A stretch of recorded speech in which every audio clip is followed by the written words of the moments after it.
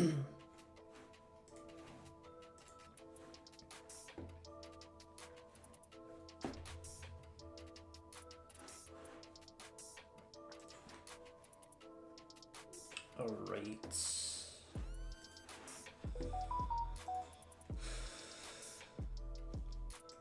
Okay. Tower tactics. What do people usually play? Beginnings. Challenging.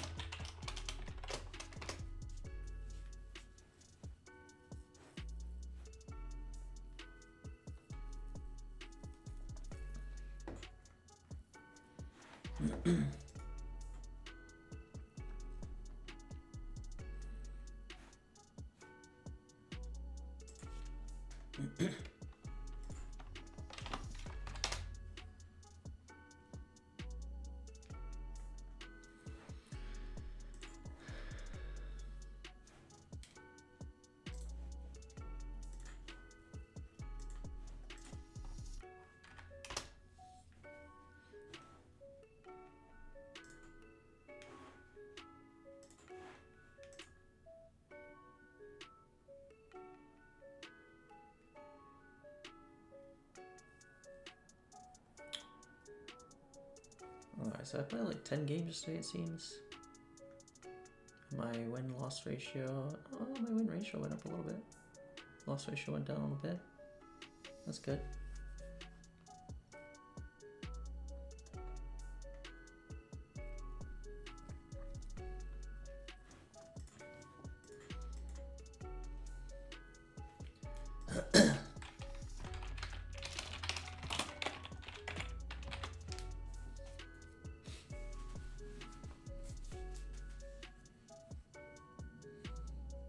I wonder if a graph would be interesting, though.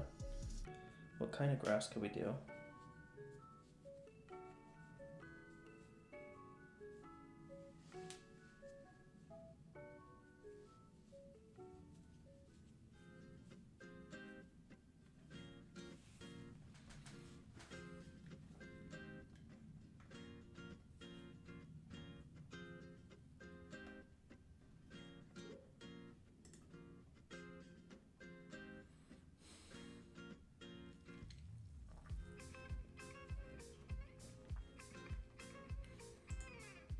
I wonder if we can group by year and month. Just say how many wins and losses there have been. And then say what the percent has been.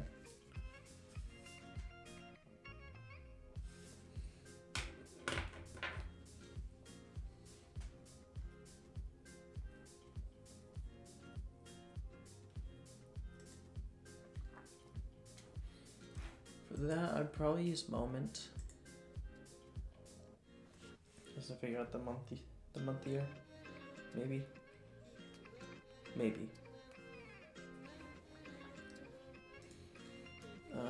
It might be overkill though.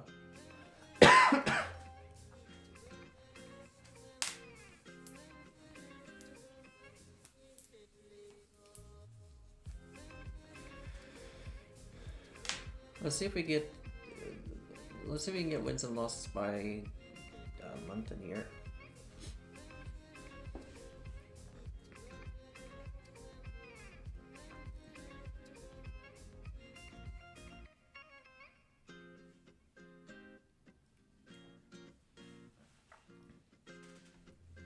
Maybe we have like cumulative for the month. Yeah.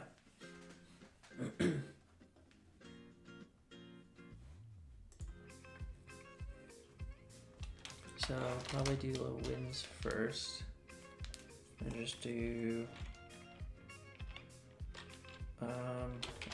dot group by, and then it'd be wins.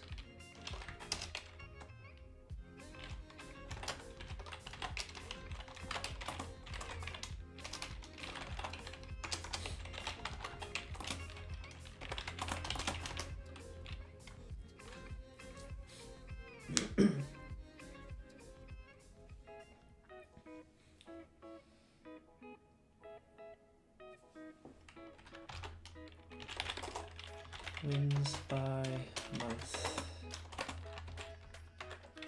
So const date equals, yeah, equals new date game dot headers dot find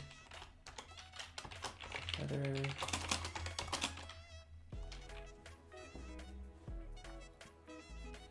what do we do for the game as name and value?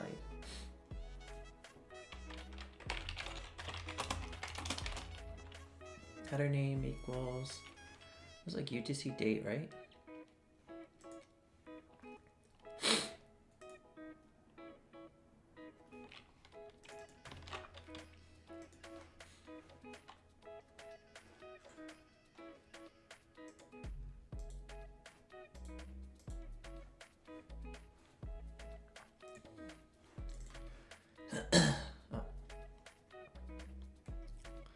Looking at the wrong thing.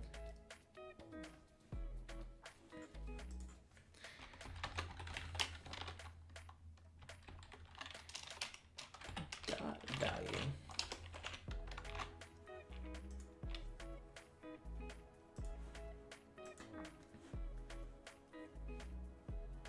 These dots.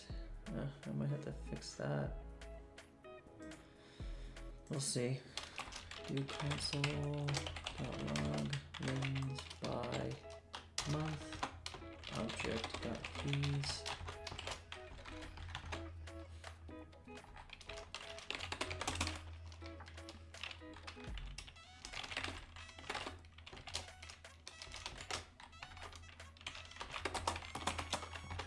Equals that, and we'll say dot to string, and we'll say dot pad start with 2 0. This one's get month. We will add 1 to it. Same deal. It'll be, oh wait, you don't want the date.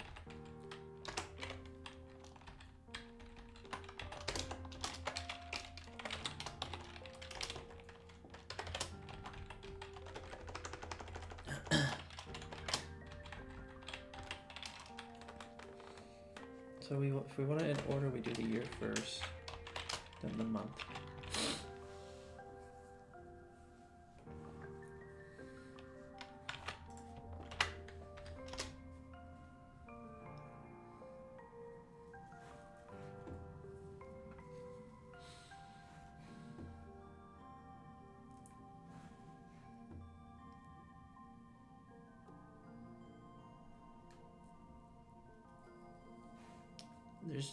There's no object that group by. What?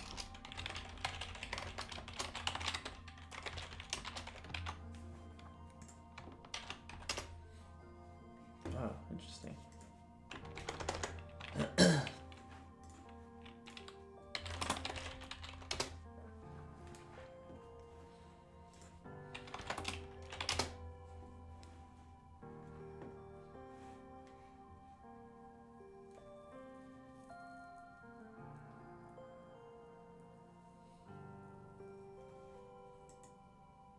Okay, well, this just seems to be a blatant lie.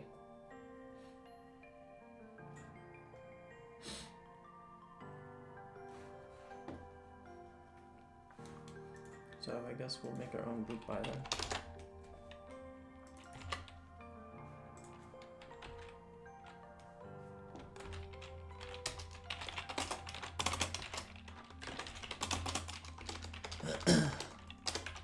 This T, generic is T, it's an array, and then we'll have item is also T, and it returns a string. And this returns a record of string to record of string to an array of T.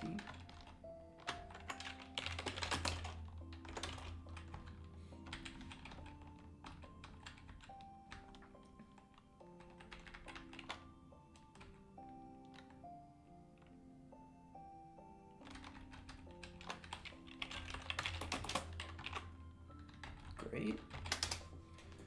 And we'll just say const groups. I'll just put this here.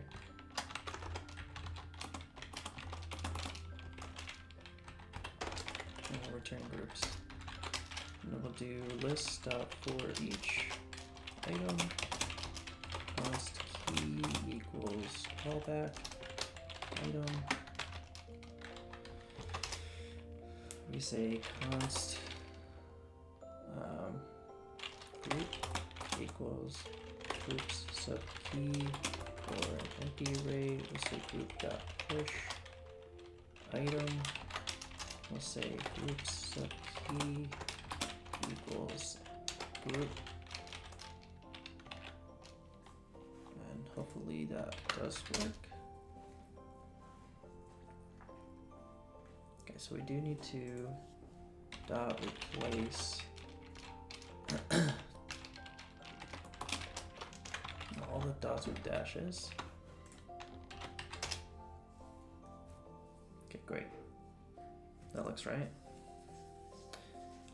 It looks right, except I would want them to be in order.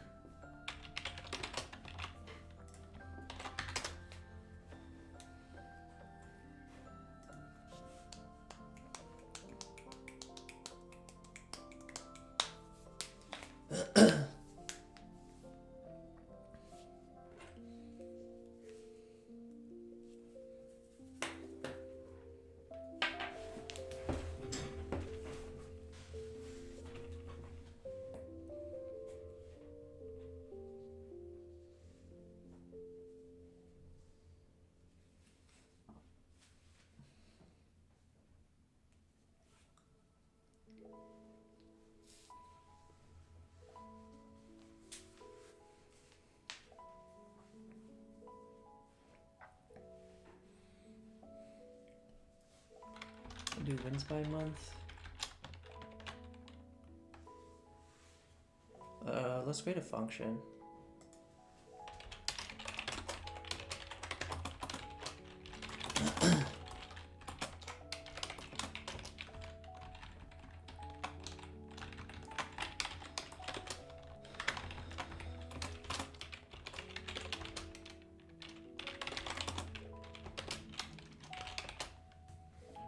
Basically make all of this happen.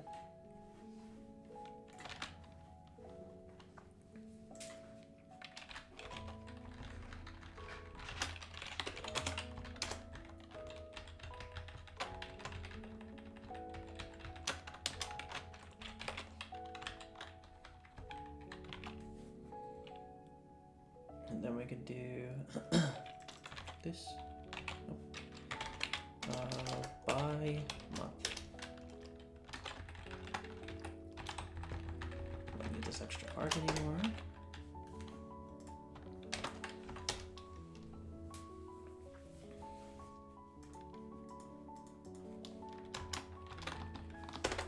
Losses by month.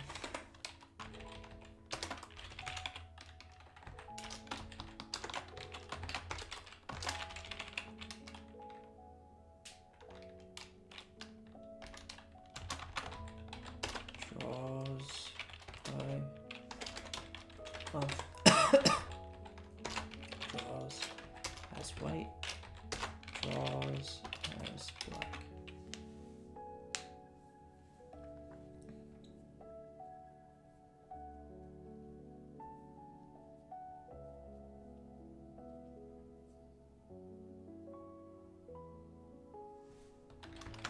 we do the same thing here.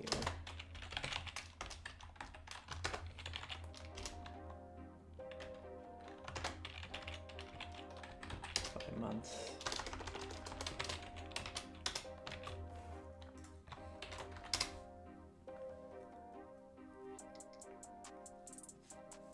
And then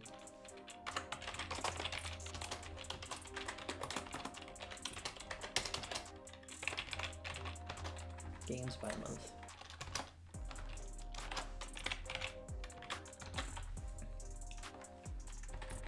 I feel like that's the only one that really matters though.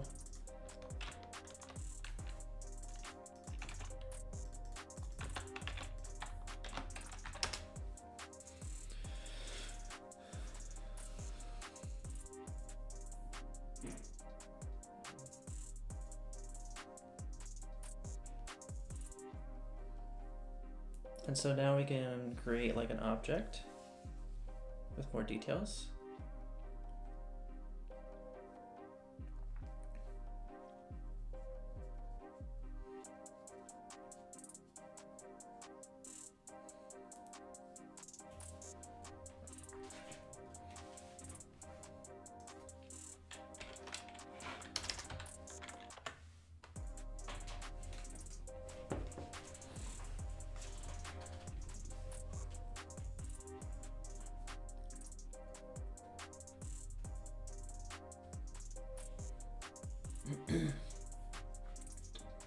What would the details be? Let's make it part of this object. So we just have one console log at the very end.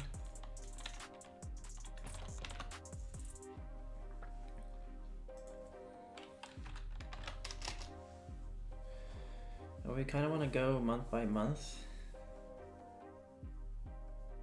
and figure out how many games. The percentages, the cumulative percentage, the percentage for the month, yeah.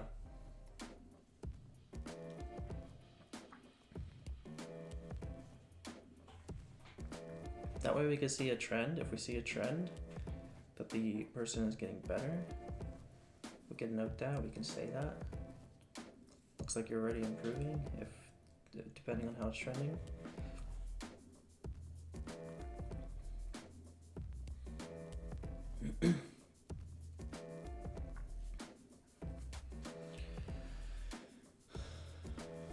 So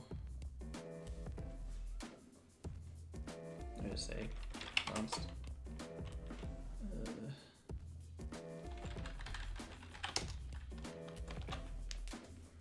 What are we doing here? Const. I just don't know what to call this variable yet. We're gonna do games object dot keys of games by month dot sort dot maybe reduce so that we can look at the previous array or previous index of the array.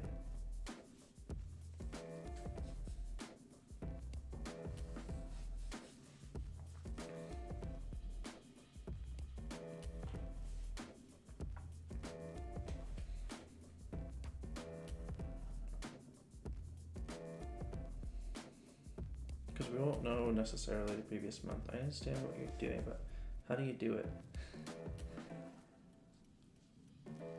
But not how you do it. Hey Mark. I'll show you how I do it.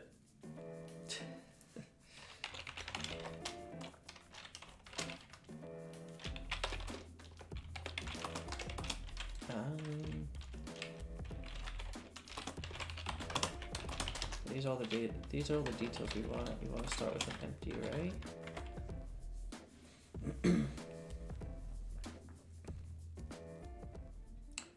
And we're basically trying to create an item and return stats. And say stats dot push item. put stats at the very end. Yeah, here. Hopefully I'll show you how. And one of the things we want to do is month date. Just make sure we're getting these in order. So we do have some data here now.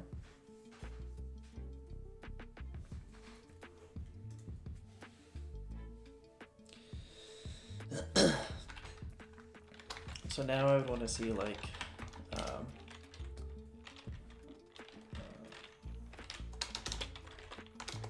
what for the month and in total. So for the month, we would say wins is wins by month. Sub key dot length. Do a question mark there or 0. If for whatever reason we never won that month, then we have no wins for that month. We do the same thing for all 3. So be losses by month. So be draws by month. Draws.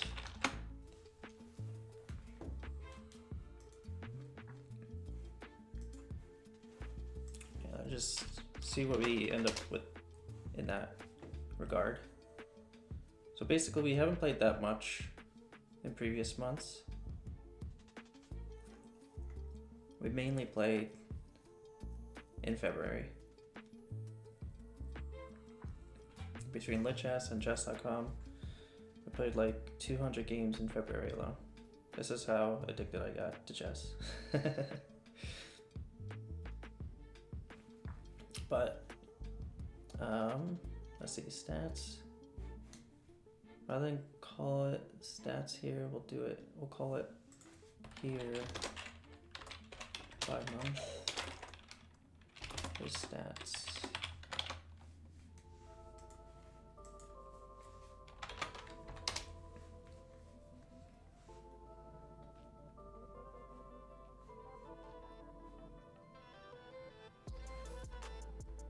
Okay, and then we probably want to push it even further and do percents.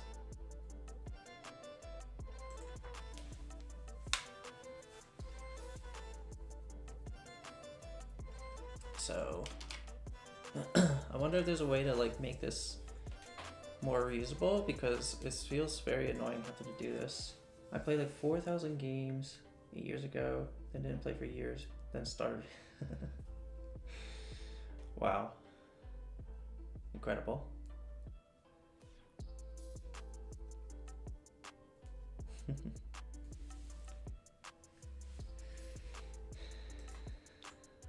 Is the muscle memory there? Do you think, would you say playing chess is like riding a bike?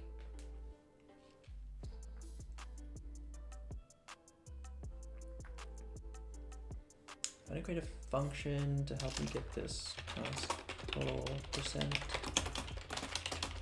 and see what kind of arguments I might need to take, because we keep doing this.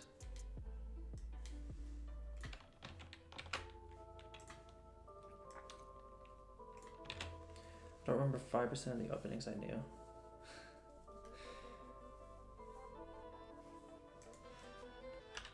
Okay.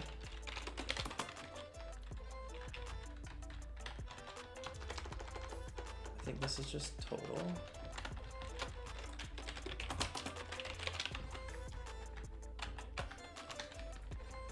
This is total. Actually, this is numerator, denominator.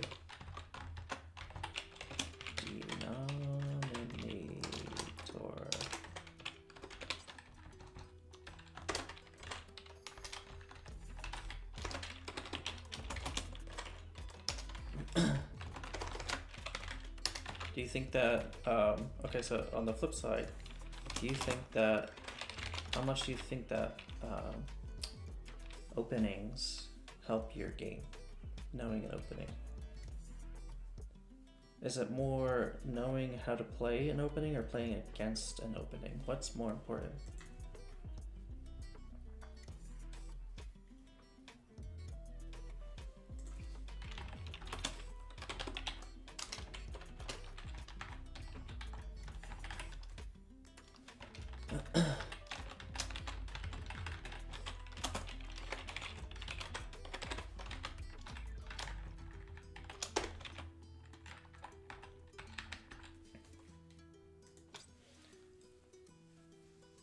Playing against an opening is an opening itself. But like if you... yeah, that's true.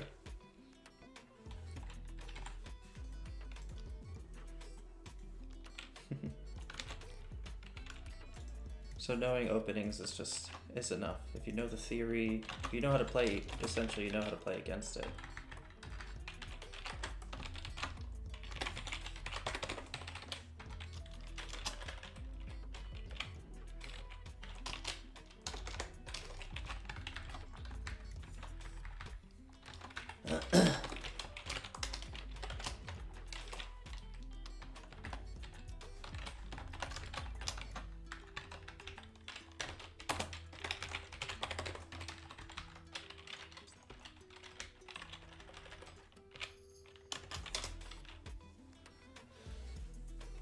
First 10 moves either side. Yeah. For sure.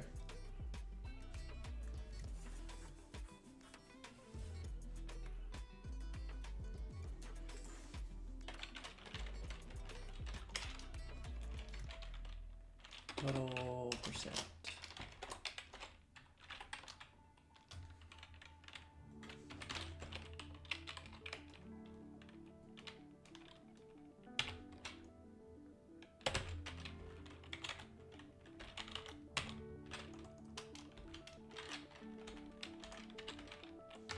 Then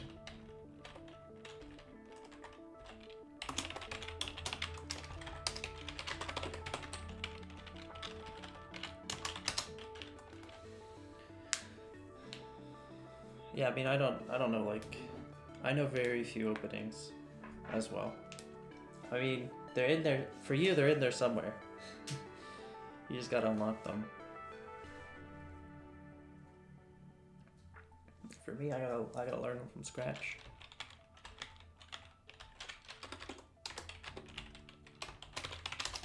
I think like most of the... It's like one of those things where it makes a lot... You remember it easier if you actually understand the theory, I would say.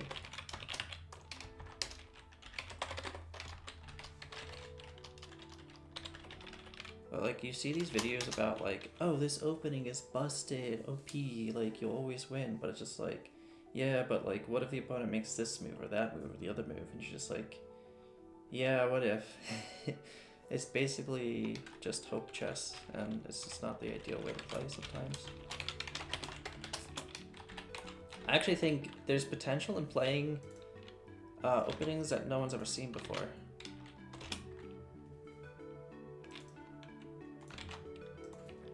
If they've never seen it before, then they don't know how to play against it. So to me, if I was going to a chess tournament and I knew who I was going against, I knew exactly who I was going against, I knew their username.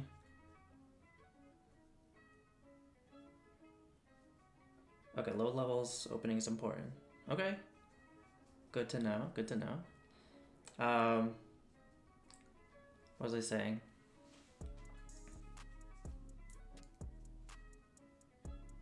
The thing is, like, newer players aren't, like, they're not, like, super, I don't know why, they don't seem to really take, gambits. They don't, like, I put up gambits all the time and they never take them. I mean, the G-Sling is the Mad Latin G-Sling is, like, the best gambit. Like, that's the most consistent gambit that I've seen happen. I don't know if you saw that, but I was just like taking people's queens on turn 3.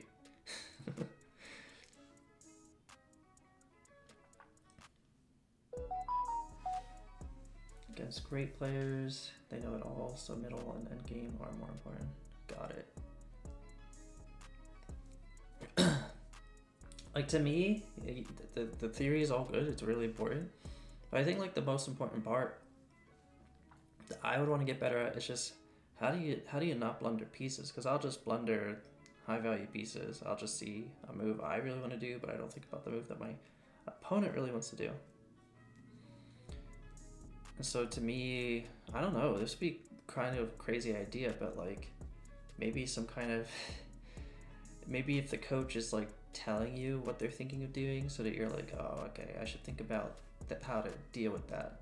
Because like it's challenging enough to try to think of your opponent's moves and then they don't even do it. So I don't know, maybe it prevents you from thinking as much.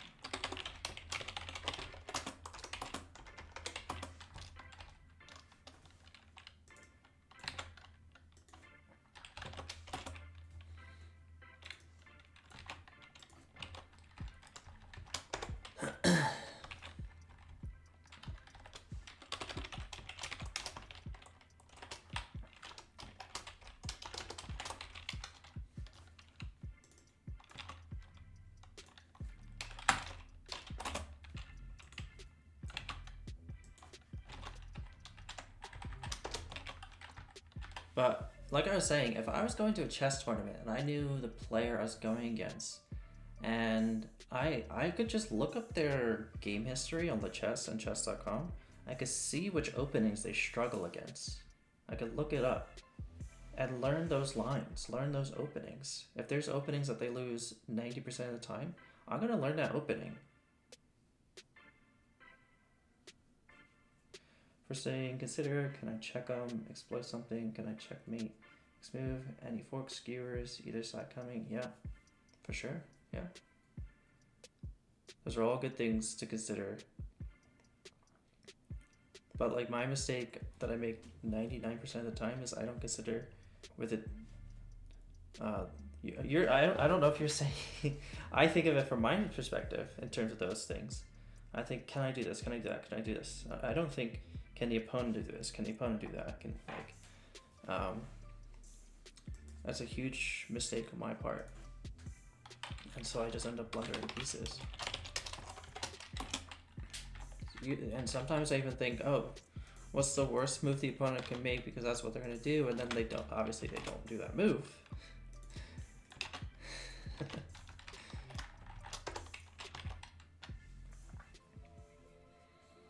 Okay.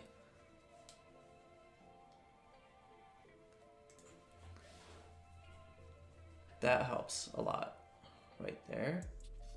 So now we could do total percent. And then it's games by month sub key dot length.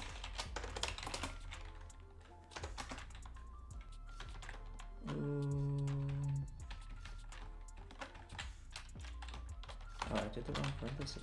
Interesting. And hope chess is not good. Always consider his best move for sure, 100%.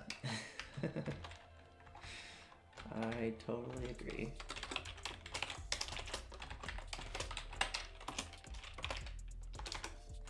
Okay, this is something we want to store.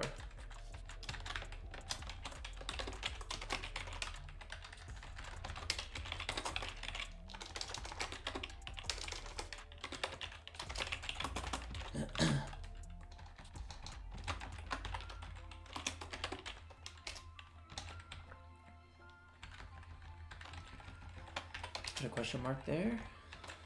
Total percent. The thing is, like, sometimes I don't even consider,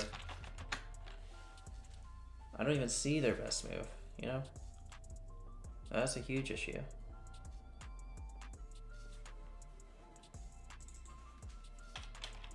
Games this month.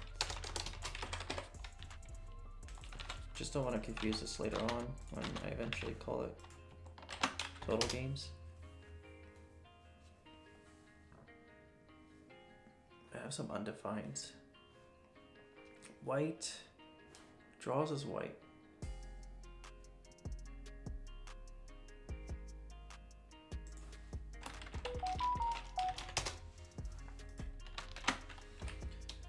If you always saw their best move, you'd probably be... True.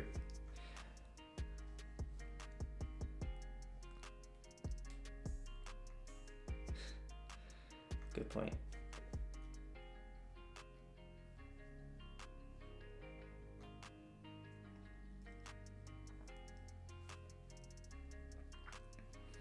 Okay, well I played 2 games in February of last year and I lost them all.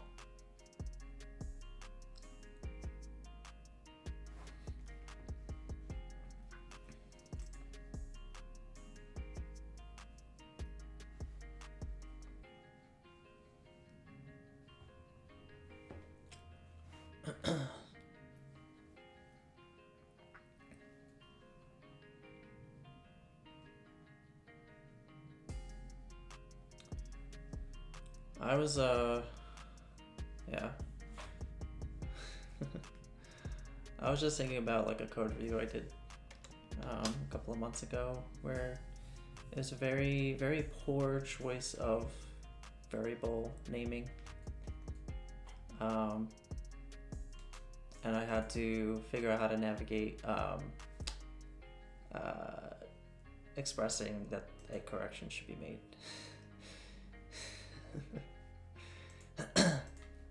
Pretty much it was, the variable was like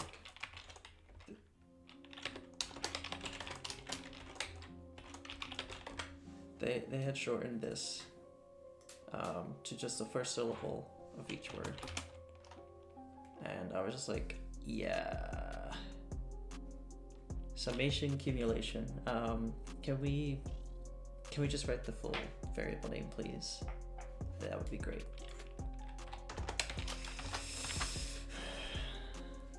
Awkward conversation, I guess.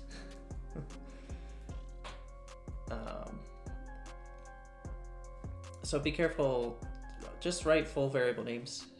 There's enough real estate on the screen to do so. There's no need to shorten things. I mean, having variable names that you can read and you don't have to remember what they mean is always better. Total games equals. So I'm gonna say stats index -1 dot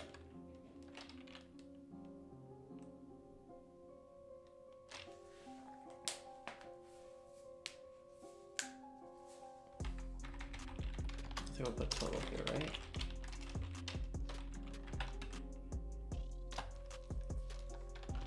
I don't know what to put here.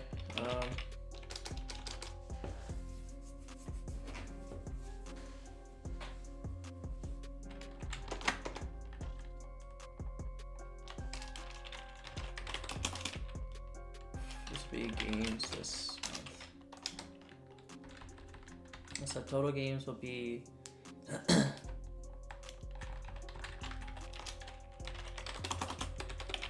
total games.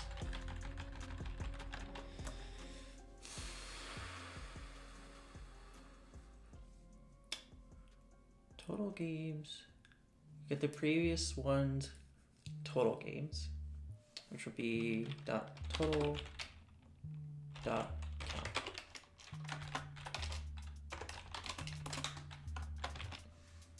Why are you unhappy? Never. I gotta start using types, I guess.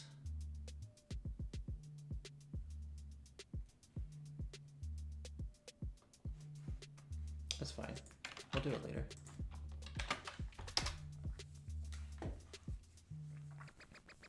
Okay, so it is still 0.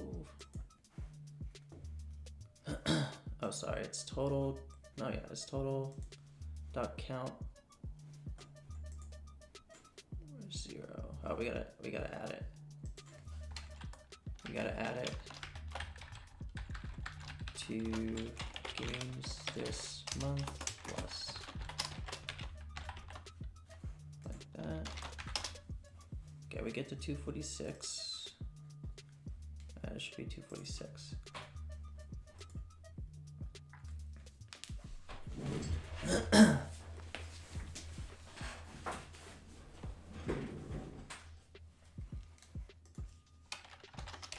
We'll do cons total wins equals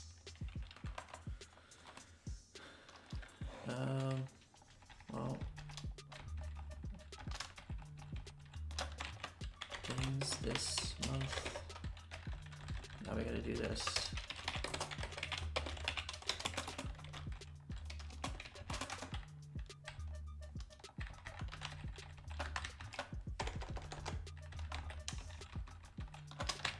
Losses this month.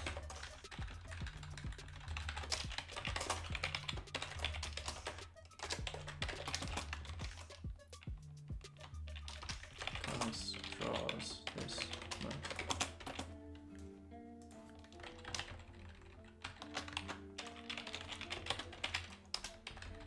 I think it would be funny if like we asked the user what they think their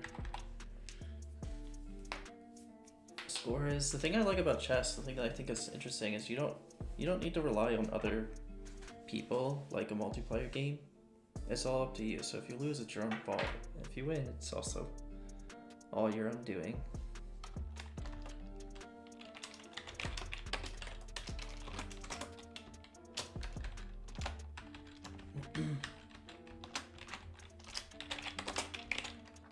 Say previous here.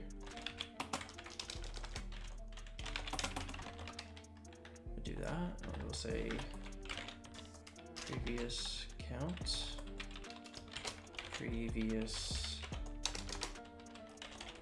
dot session dot wins,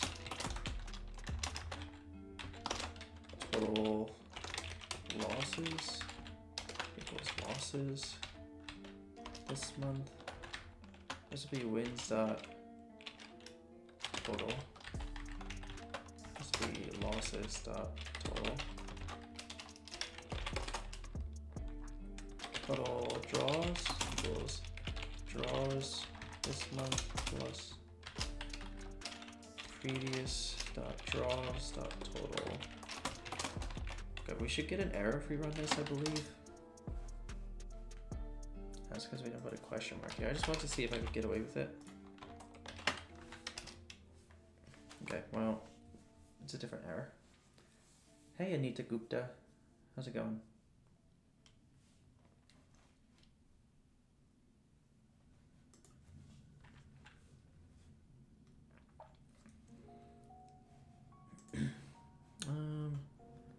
Defines not an object, previous wins total.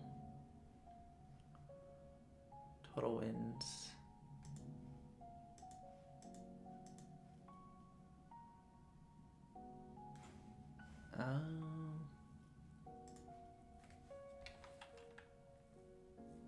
Previous dot wins.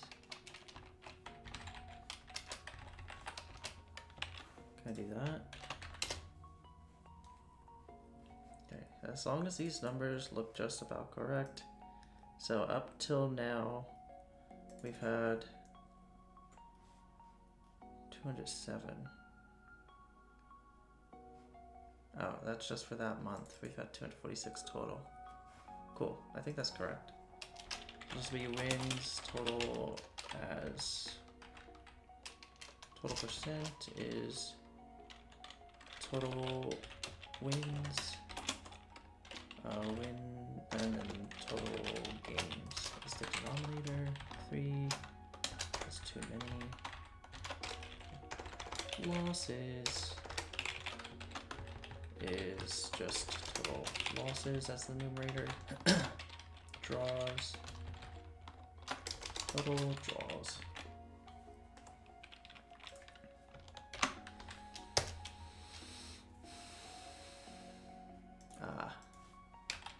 Dot length.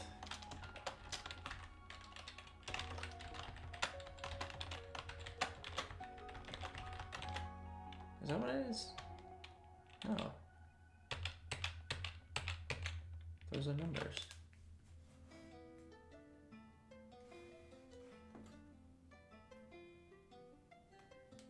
Yeah, okay, so we're summing objects. At some point we end up using an object.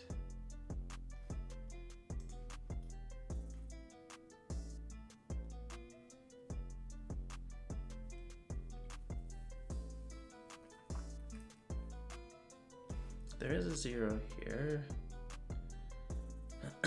So one of these,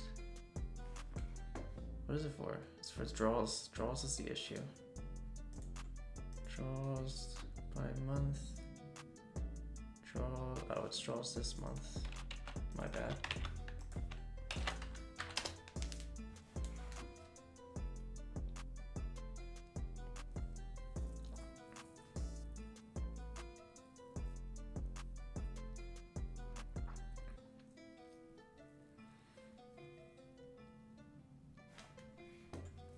I wonder if we should start strongly typing some stuff, just so that we stop getting some errors here, and we start getting some proper errors.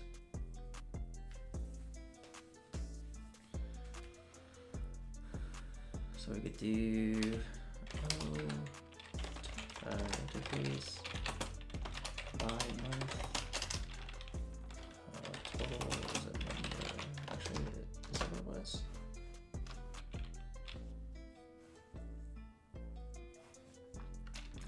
Date is a string.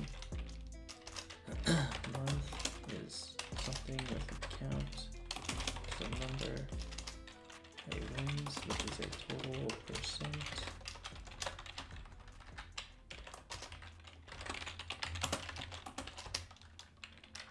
Which has a total, which is a number, and a percent, which is a number. Draws, losses.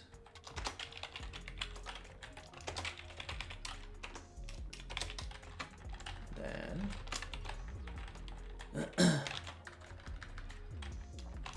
is total.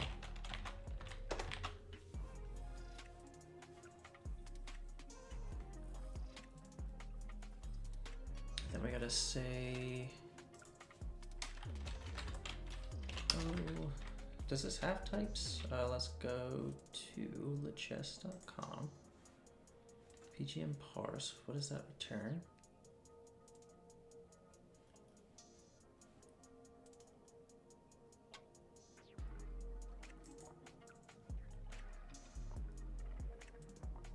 This returns promise any.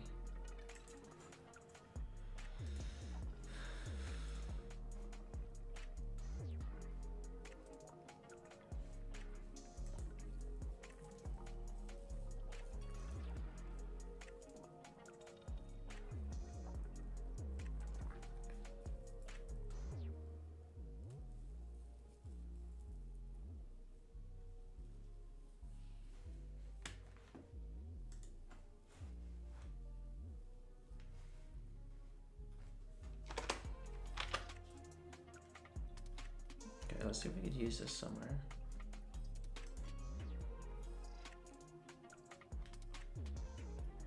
What is a game? A game is PGM. All right.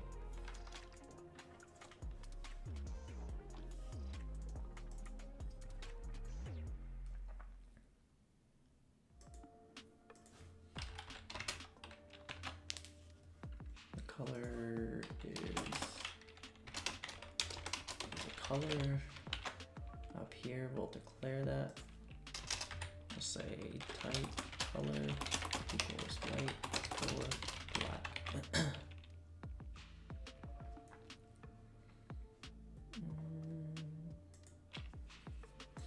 This is a list of PGN.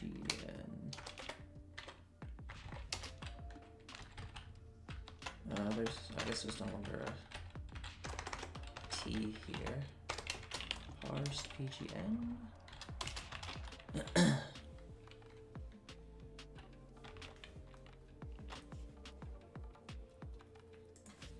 these need to go together.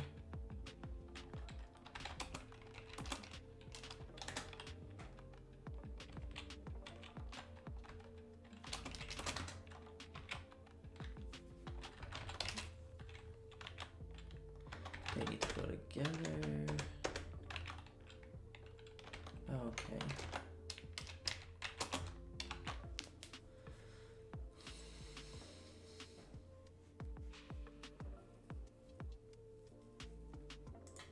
This is a similar thing. Games, or sorry, PGN parsed PGN. The result is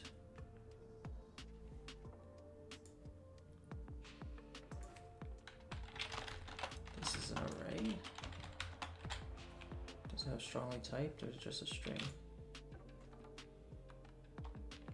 Results, okay.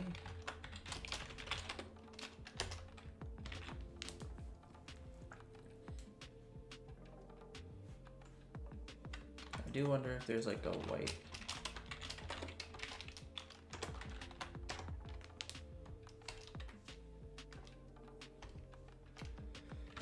Okay, there's not. Okay, so we should say that this is as by month. Actually, we could do. No, we can't. Say total percent returns a total percent.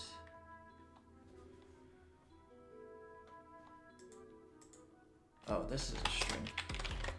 My mistake. Okay, cool. So we're getting much more strongly typed feedback now. No more type errors at the moment.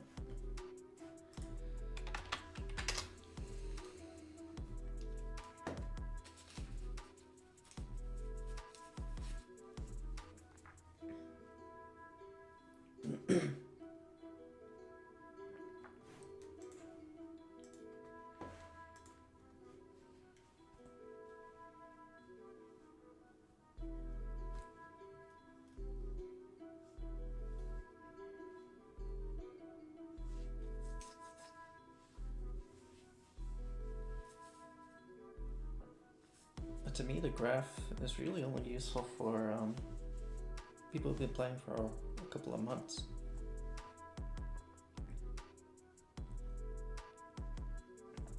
Or plan to play for a couple of months, that is.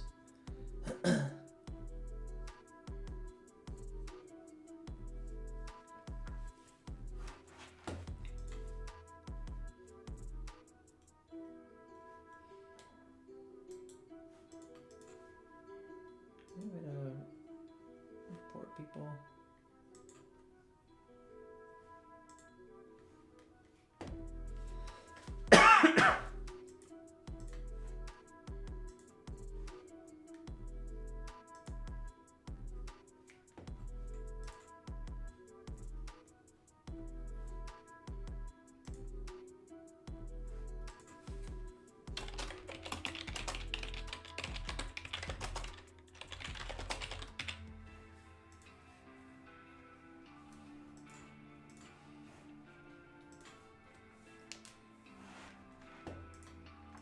I wonder if I start blocking these bots, they'll stop messaging in chat.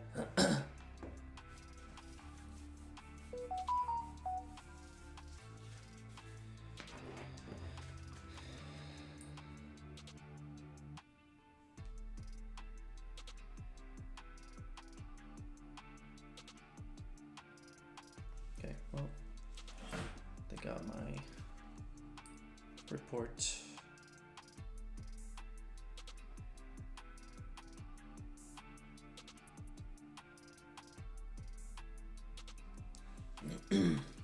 Cool.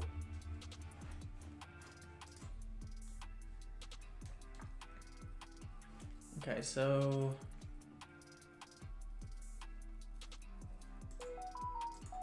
maybe by month isn't that interesting. Maybe by day is more interesting because it's harder to give feedback, and maybe we just have like the last 28 days report. Yeah, I kind of think about like how YouTube gives feedback to its creators and how it tells you how you're doing versus last month, or the last 28 days. So maybe by days also fairly interesting.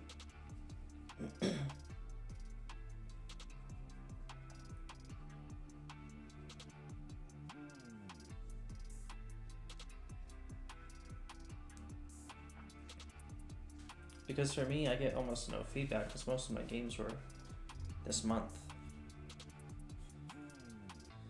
or at least the past 28 days. So versus the previous 28 days, I'm doing horrible, I think.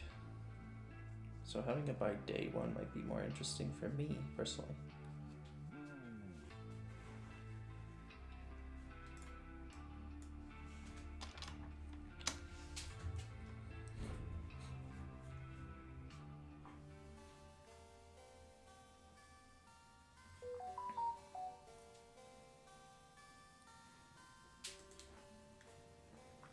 So maybe this is its own function.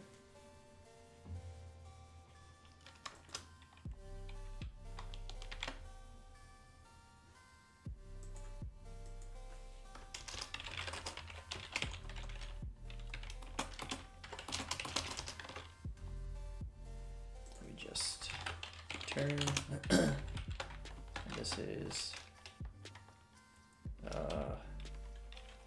games by period.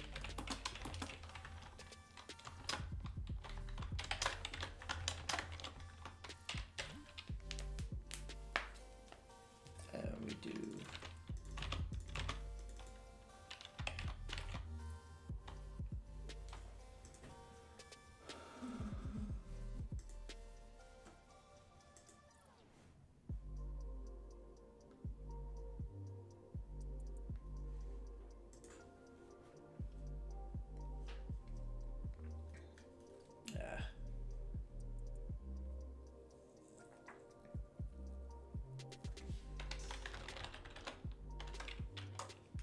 it's gonna be complicated.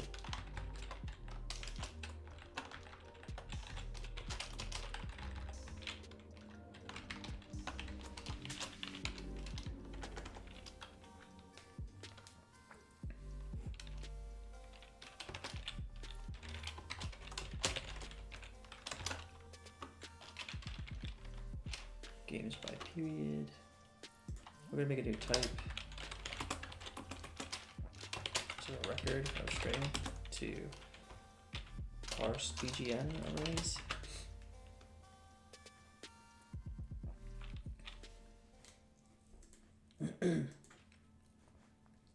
So it'll be games by period.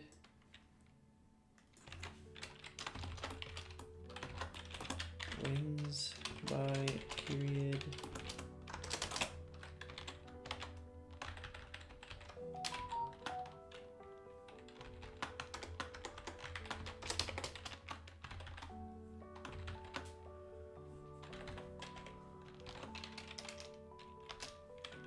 Losses by period.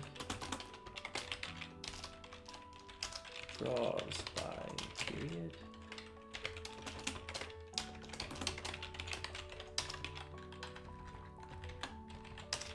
Games, wins, losses, draws. Then we can use these here.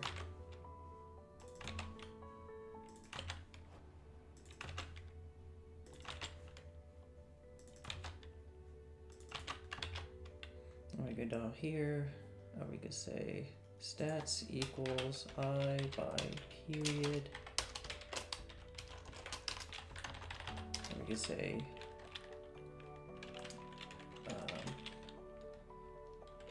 games by period is games by month. 2, 3, 4. Wins, losses, draws.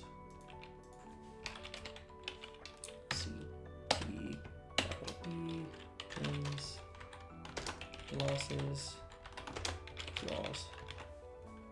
And then we could just throw this into here. Excellent.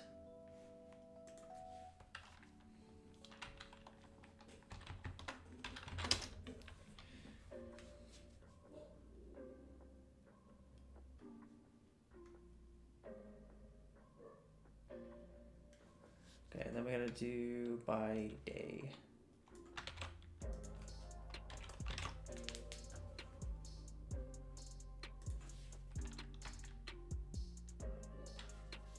What do we call this? By period. This will be stats, statistics, by period.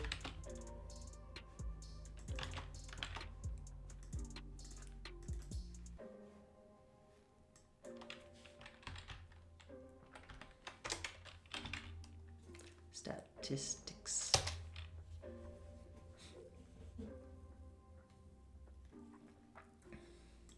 By month, this should say group by month or group by period. No, group by month.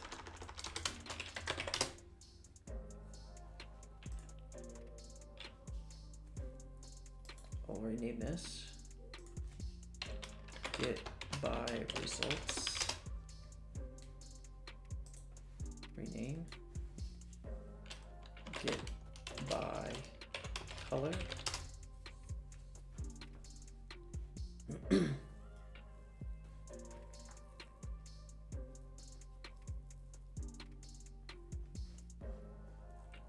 I'm gonna do filter. Filter color. Filter results. Good morning, Zuha. How's it going?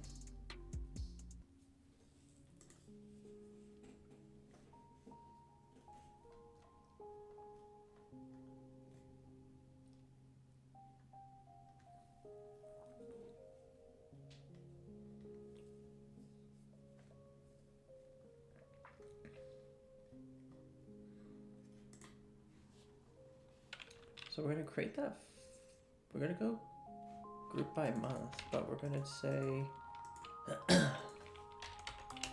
once group by month, which takes the list of parsed PGN and it returns group by period.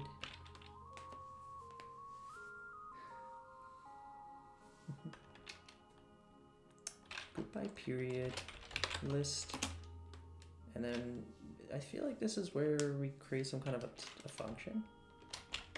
PGN.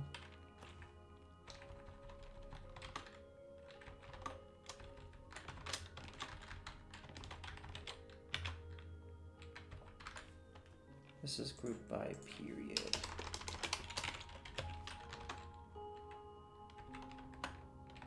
And this is gonna take a callback.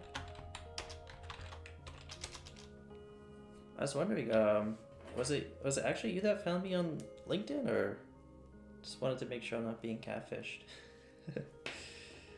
or just having like a really unique scenario? Because somebody with your name connected with me on Facebook.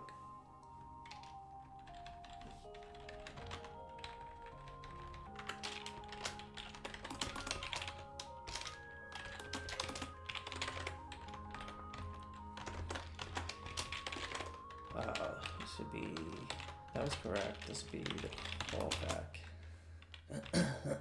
Excuse me.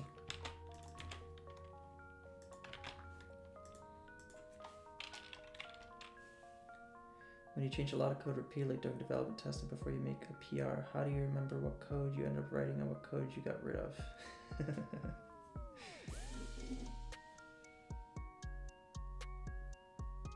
Okay. Okay, I don't know if I might have said Facebook by mistake, but yeah, I meant to say LinkedIn.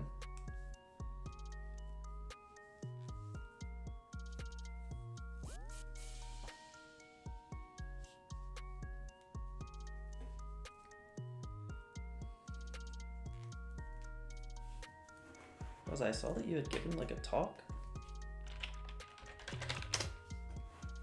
at some point.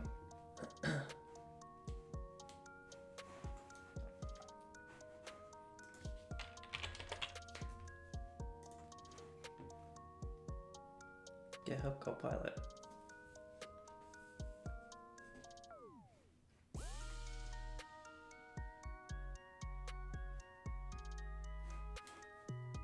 I didn't watch the video yet, but it's really cool.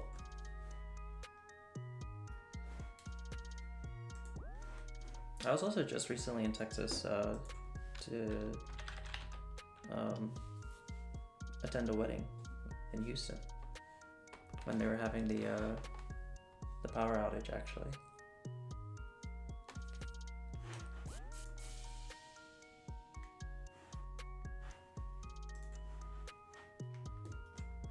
One of us better? Dang.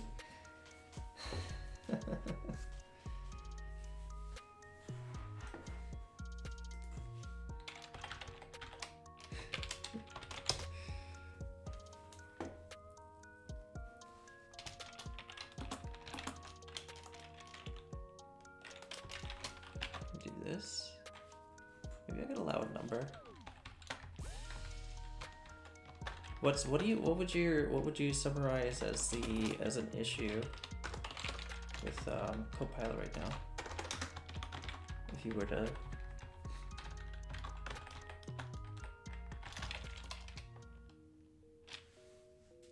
I guess talk about it again. Where did they go wrong, so to speak?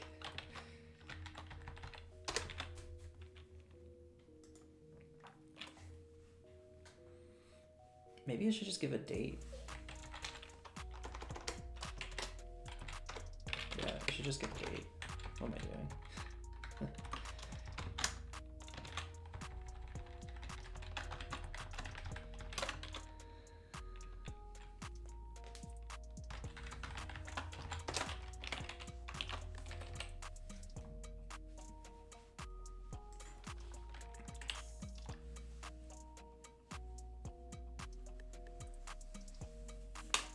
That I use with Claude, which made it a little bit better. I see. Okay. I do think, I do remember you, I think it was you who was asking questions about my thoughts on using AI more. I know a few people have asked, but yeah, I think like the it might be getting worse because it's starting to train against itself now, right? And so it's finding code that it's written and learning off of that code. I also saw something where like it was able to get its own GitHub source control code or something like that, or maybe it was Git, I don't remember.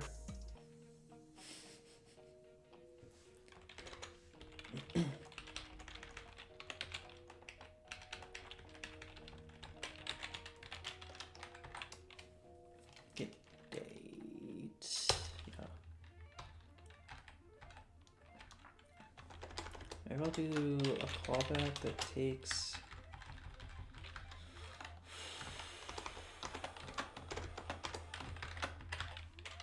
year,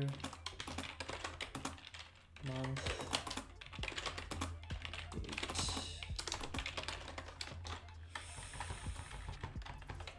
Year, month, date. Oh, that's not a string.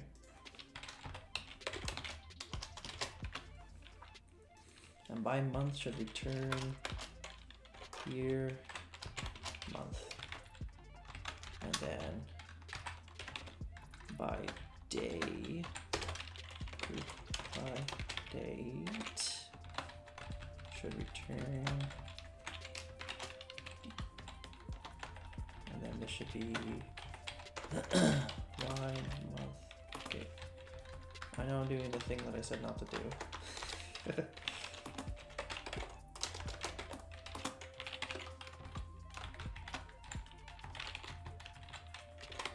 I'll just put single letters.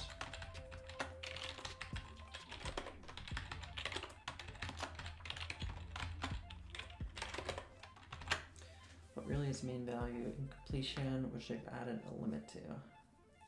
Yeah.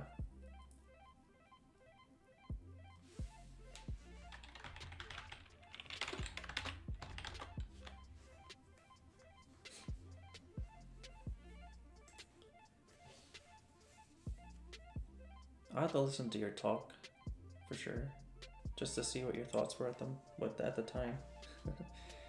Now that I know your thoughts now. Games by date. Group by date.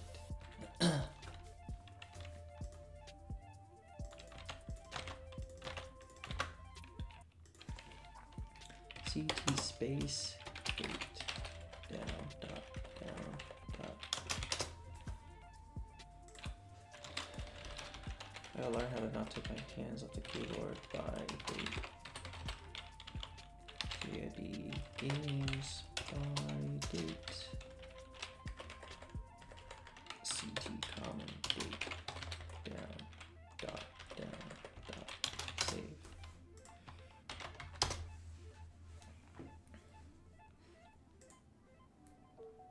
Okay, so this one is by date.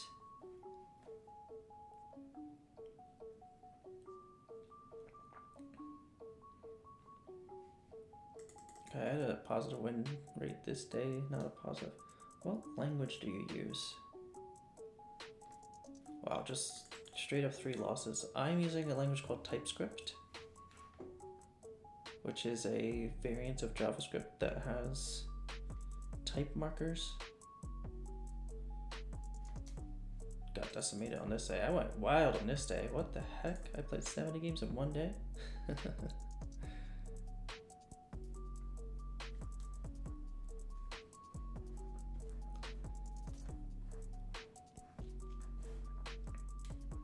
This is what I would consider the language of the web.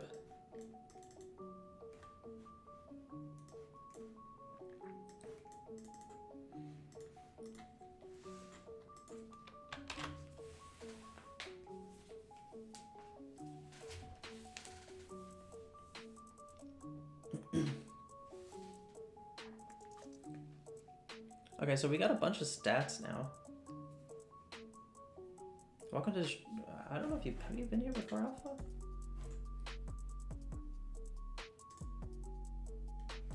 Ah, well, welcome to the stream. Yeah, we're just trying to prototype really quickly to see what very quick, simple stats we can get.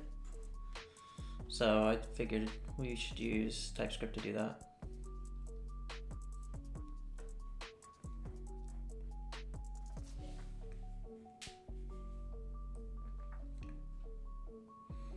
I think it would be interesting also to like see games where you surrendered, but you surrender when you actually had a tactic. Or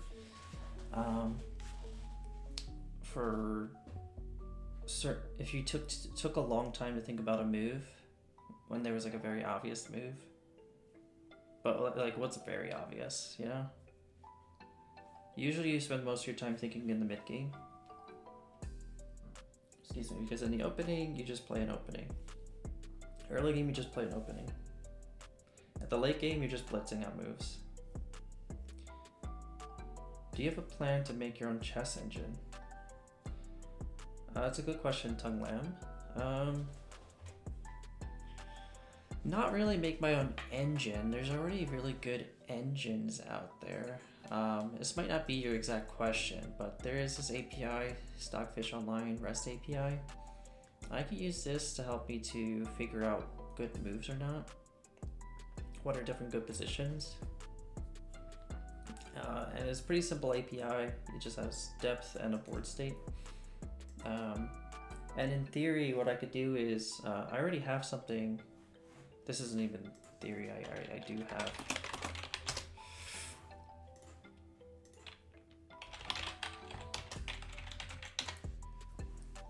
I already have like a way to play chess. Oh, I forgot about the sound effects.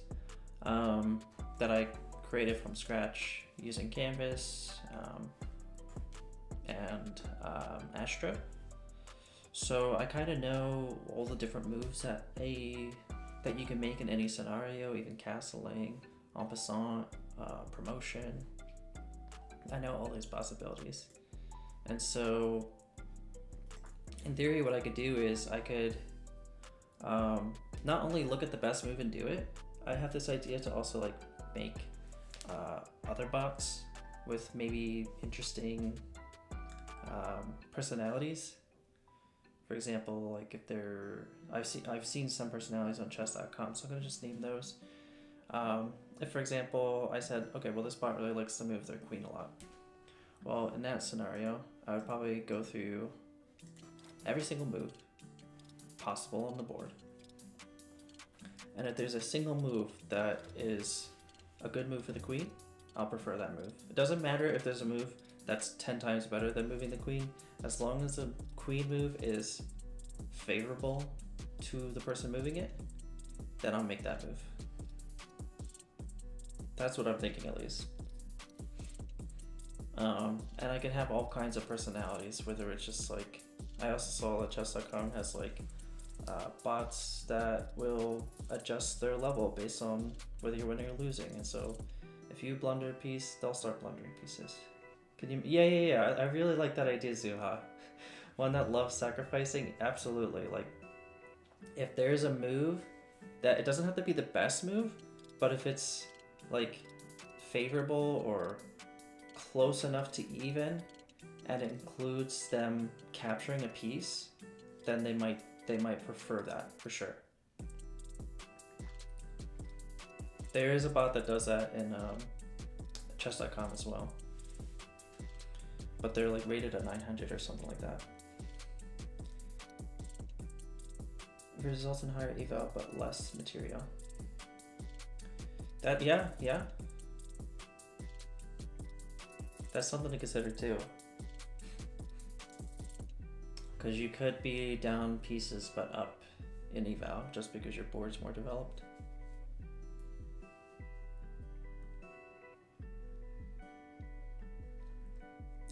There's like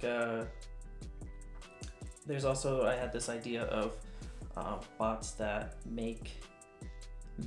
can be timed, and they make worse moves depending on how much time they have left, and so they start blundering pieces near the end. And early in the game, maybe they think a little bit longer about the moves, or at least in the mid game they think about a little bit longer. But like in the late game, they're just like, they maybe look at the first six moves and make the best move out of those 6 moves. It doesn't matter if there's an incredible move that they can make. They just look at 6 moves. Whichever's the best, I'll do that. And just have different bots that do different things and try to see what would be interesting, what would feel a little bit more like a human. It could be a bot that prefers to make moves that people generally prefer to make. And so it would look at databases and see, oh, in this position, people usually make this decision. So that's the decision I'm going to make. Even if it's a major blunder. I think it is a good idea. And it wouldn't just make that player's move, it'll weigh it against every other move, and it'll be a % chance. So if in 50% of scenarios people made that move, then there'd be a 50% chance that the bot would also make that move. That's the idea, at least. That's a lot of my ideas.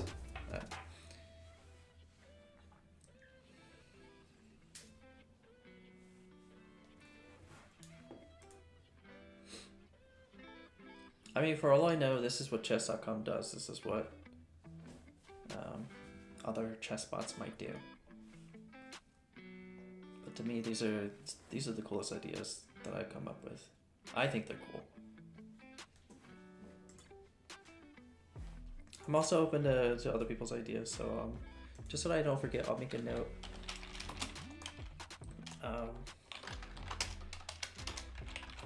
Bot ideas. Likes to move queens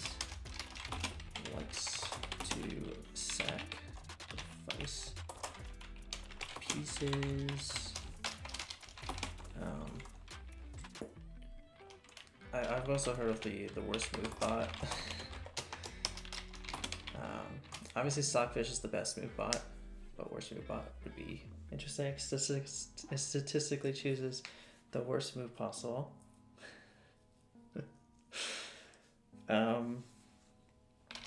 There's like the even bot that tries to keep things even, keeps eval close to 0.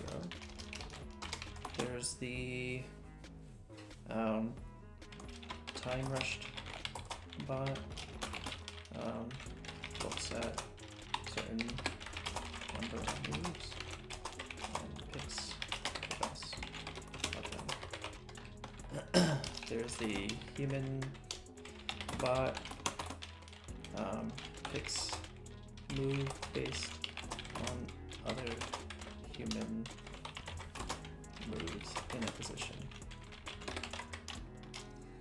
So if y'all have ideas, I'm totally open to creating those in the future. Especially since we know what kind of moves we can make, we just need to do evaluation boards. I'm not sure if the other chess engines have APIs, but it might be interesting to have bot connected to Leela or AlphaZero. Okay.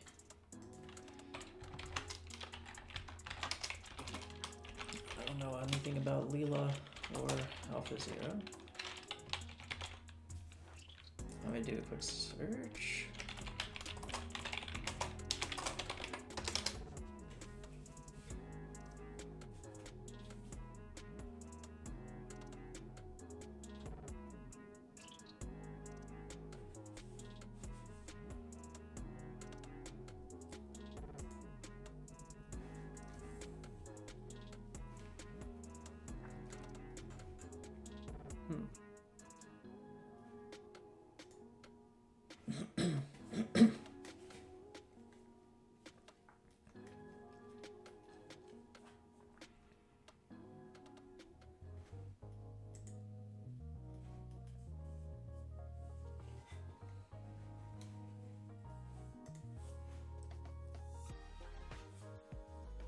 Okay.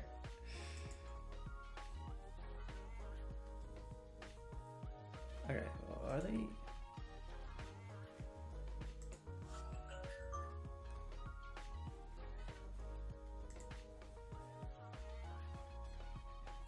Okay, so it is actively worked on. Okay, and then well, it looks like Leela's open source.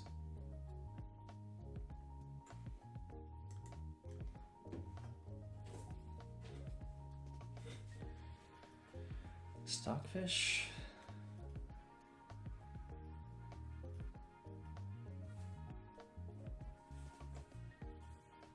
So AlphaZero is supposed to be better than Stockfish. It's Google based.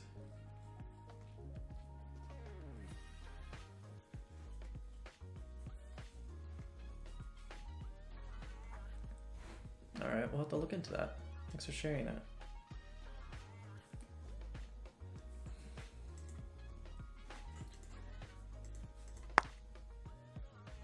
Forgot about the sound effects. The sound effects make us seem super slick.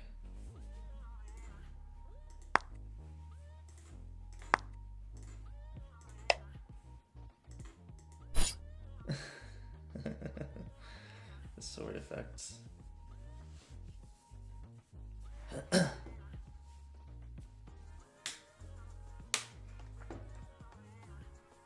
I don't need to do /public. Interesting.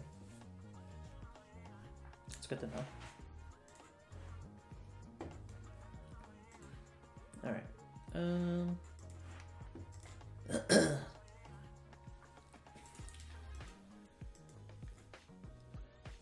At the moment, I'm wondering, are there any other stats that are interesting? Maybe the number of games, the number of openings, maybe like some kind of opening tracker to see which openings were played in your games, which ones you win against, which ones you lose against. That way you can learn those openings. Because I keep playing,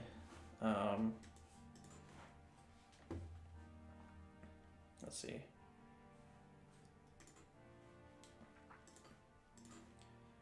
This.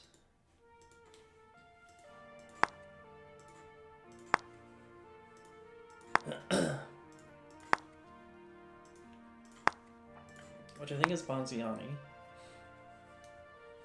I think the idea is you want them to take here. You could push. They're supposed to run. Basically, they're supposed to run all over the board, and you're supposed to just keep chasing.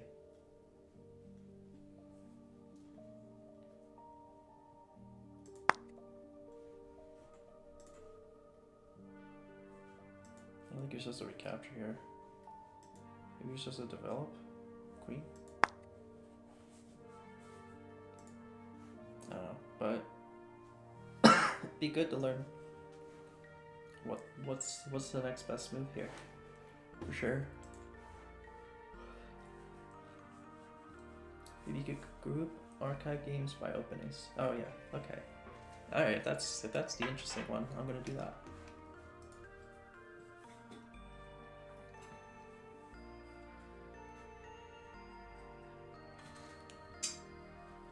Maybe BC4 instead of moving the queen. Let's.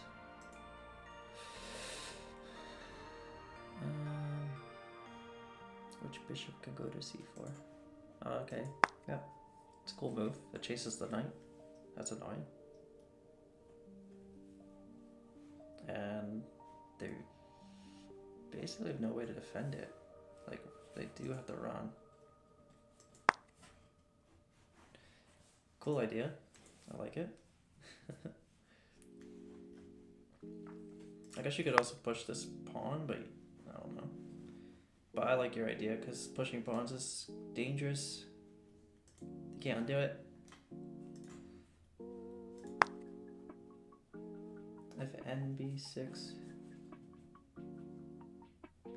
BB3. Let's see.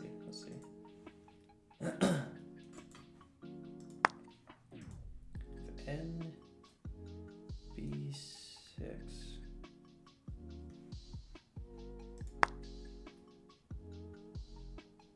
Bishop. Wait, that's, yeah, bishop B3. Oh, I see what you mean.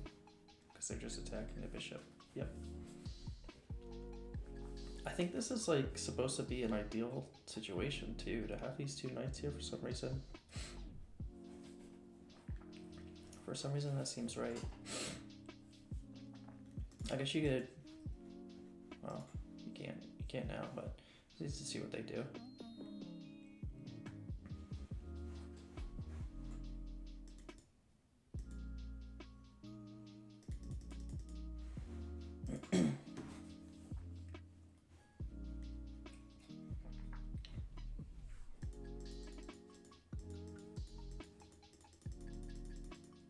They take the pawn, recapture the knight for development, I guess. Alright.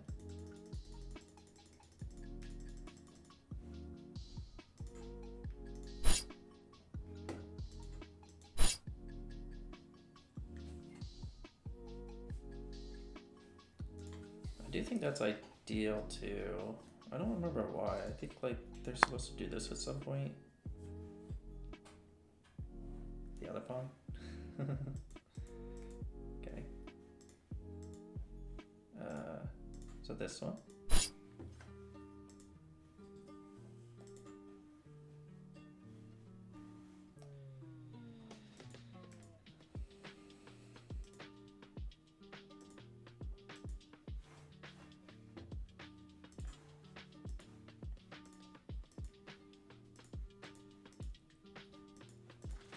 All right, let's do by opening. Let's take a look at our cache.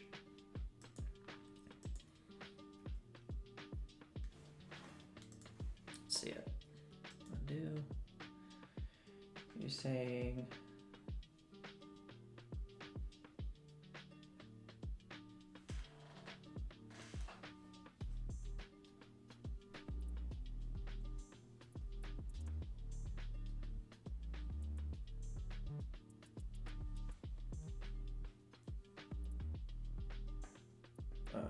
DXC3. DXC3. Oh, true. Don't move your pawns. Good point.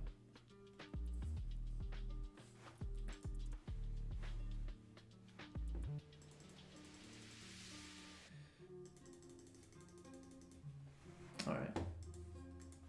Good point. Okay, opening. This is the one that I've been enjoying, the Duras Gambit. I think it is. The idea is develop the knight, which makes him develop here.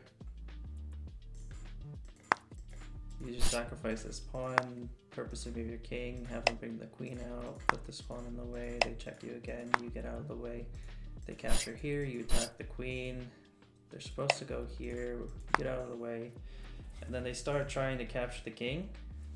They try to do everything they can to capture the king here.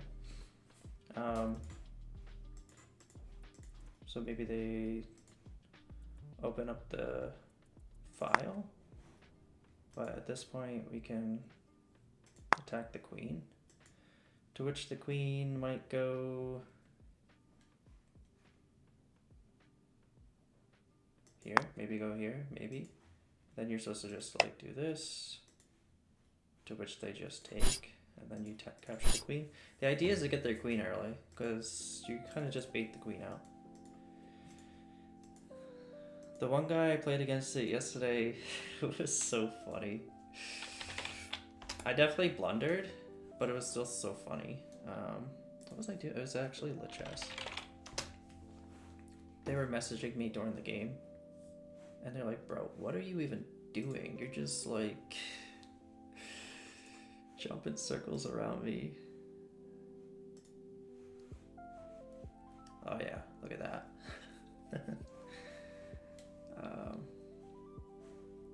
Just make this a little bit bigger.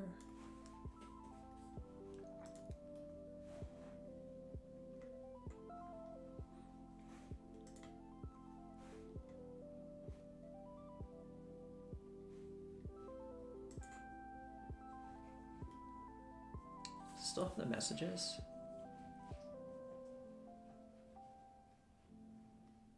At any rate, I actually did it as black. I don't know if you're supposed to be able to do it as black, but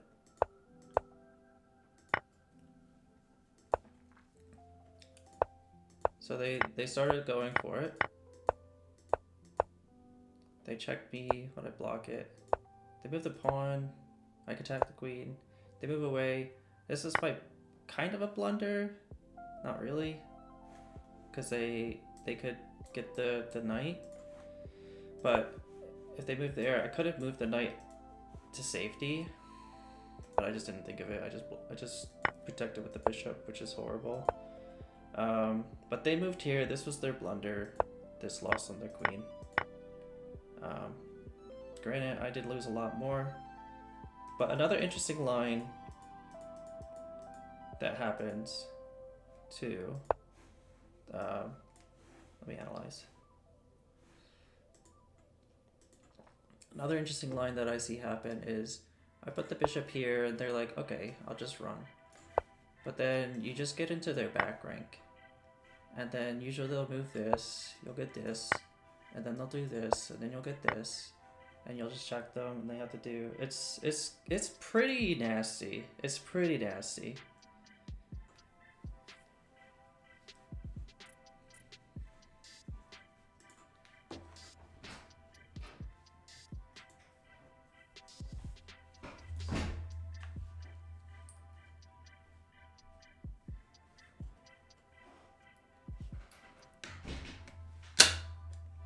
But yeah, I mean, if I just could have kept that knight, that game would have been even better. It was fun though, like they were, I gotta find the messages, it was so funny. How do you find all these violent openings? How did I learn this one?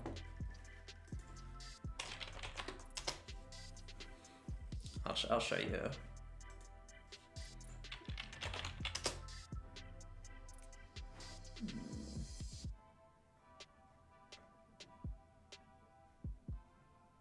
Where's the guy? I'll know his face if I see it.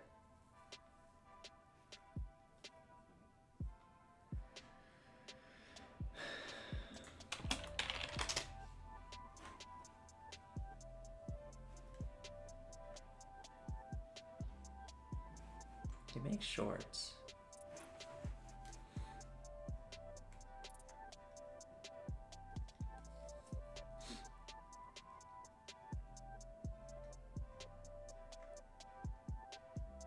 It's just Gotham chess. That's all I get. Oh my gosh. Alright, well. He has chess in his name, so what are you gonna do?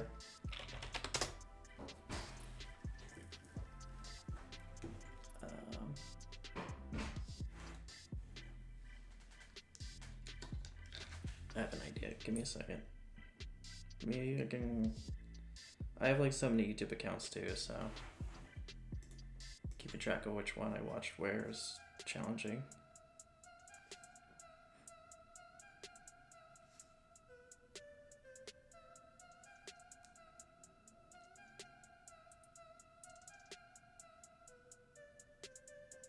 Oh, I see it. Alright, this is the one.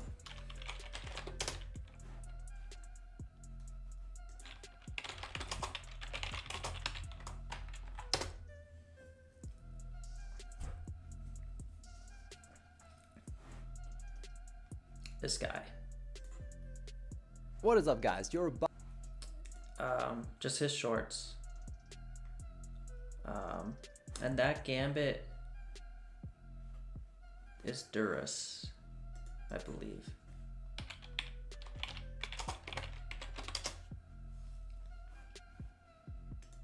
The most ridiculous, disrespectful, and yet successful opening for black is the Duras Gambit, when you sacrifice a pawn and then you move your king forward with king to f7, which looks even worse than the bomb cloud, because white can continue with queen h5. Black has to cover what captures the pawn, and then the king just goes for a walk. After pawn takes h7, it looks like the king is completely exposed, but the fun fact is after rook takes h7, we actually counter the queen, and our king is ready to slide back and to hide in the corner. The weird part of this is that black actually scores here better compared to the Italian game, the Caro-Kann defense, the French defense, and virtually any classical opening.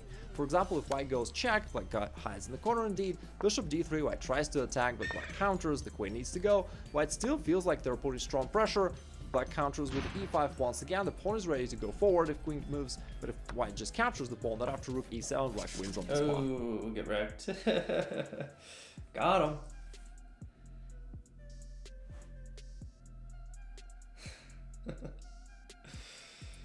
That's good. Anything that lowers the queen out is a good gambit to me. That's why the G-Sling's so good. You lower the queen out, false sense of security. Whew, so good. Yeah, for sure. 100%.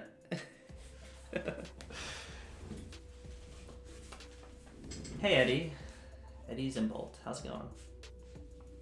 Welcome to the stream. But, I mean, this is the other way, I guess. You learn about these gambits.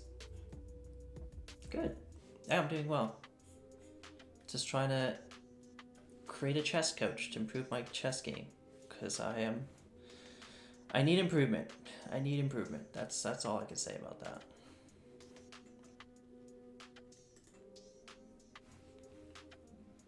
Excuse me. Alright, so we want to group by opening. And I think you can do the Duras Gambit as white. It's actually probably easier to pull off as white. Because you can control which pawn your opponent brings out.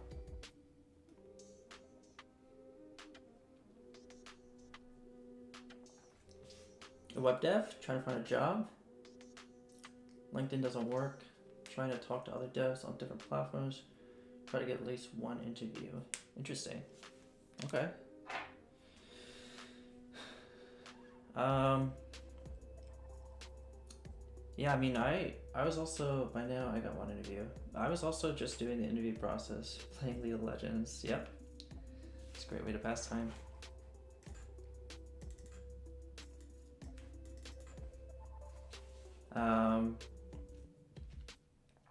Yeah, this is how I'm passing time between interviews right now. I'm in between jobs as well. Well, I don't know if you're in between jobs, but I'm in between jobs.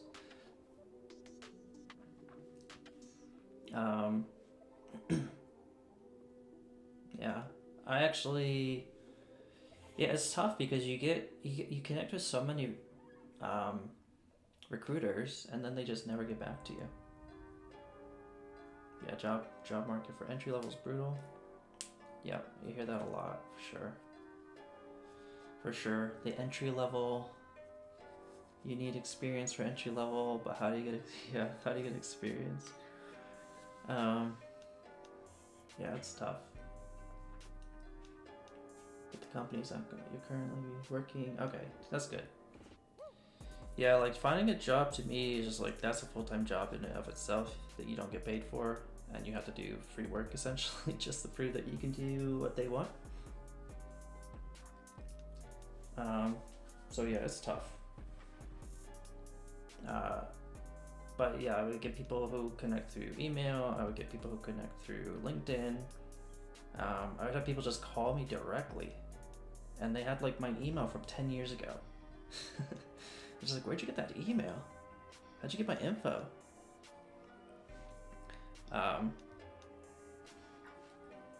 And then you give them your resume, and they never get back to you. I was just like, what happened? Why did I give you my resume? Are you actually just like training an AI? Alright, well, good luck with the interviews. Thanks for popping in.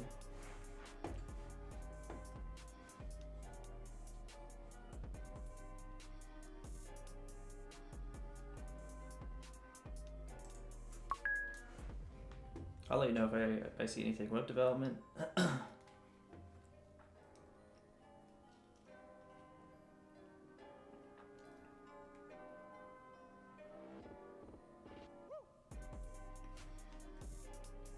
Follow you.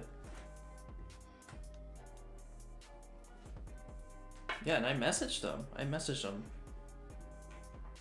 There's this one recruiter I've been like going back and forth with for years. They've never got me a job, but they just like, here's all these jobs. I'm like, okay, can I have one? Can I have an interview, please? And it's just like, nah. Just, I never talk to anyone but the recruiter.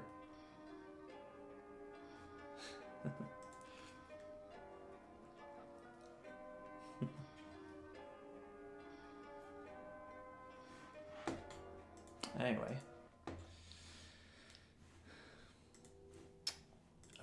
Opening. Had a recruiter reach out and ask for my resume, then tell me I was ineligible for the job. Wow. Yeah. Thanks for the follow, Eddie. See ya. Good luck. See, you know, it still sucks to get that kind of response, but like to me, at least it's a response. I would have taken like, yo, your resume is garbage over nothing, because then I know what I can do, what I can improve. But if it's just, if they just ghost me, it's just like, well, are you just bad at your job, or am I just not good at resumes? So it's a little frustrating there.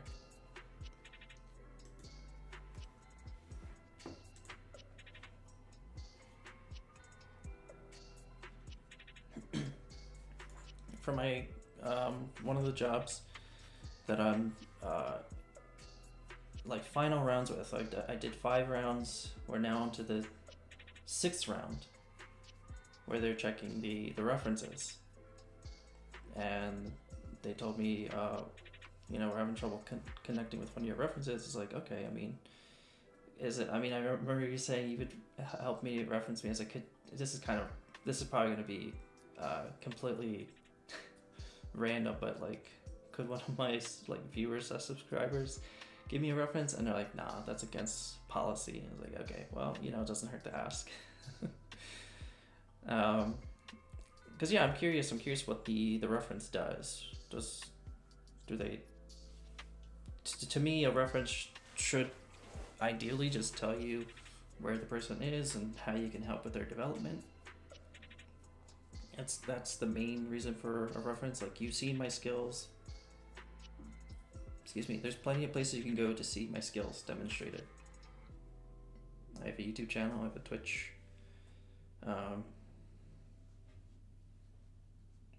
True. Yeah. That's the other thing about a reference. You can literally just be like, yep, this is the phone number for my CTO. This is the phone number for a former coworker. And it's just like, it could just be you with a voice modifier. It could be your mom. It could be your fiance. It could be, you know, it's just like, I don't know. If you're not gonna trust me, but you're gonna trust some random person I just gave you their phone number, I don't know. It just seems weird. It's like, you don't know them better than you know me. So, I do wonder what the value of a reference is in that regard.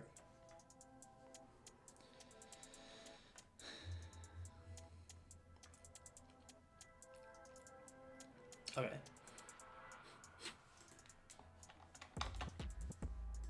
Alright, so maybe we could just get a list of the openings you've seen.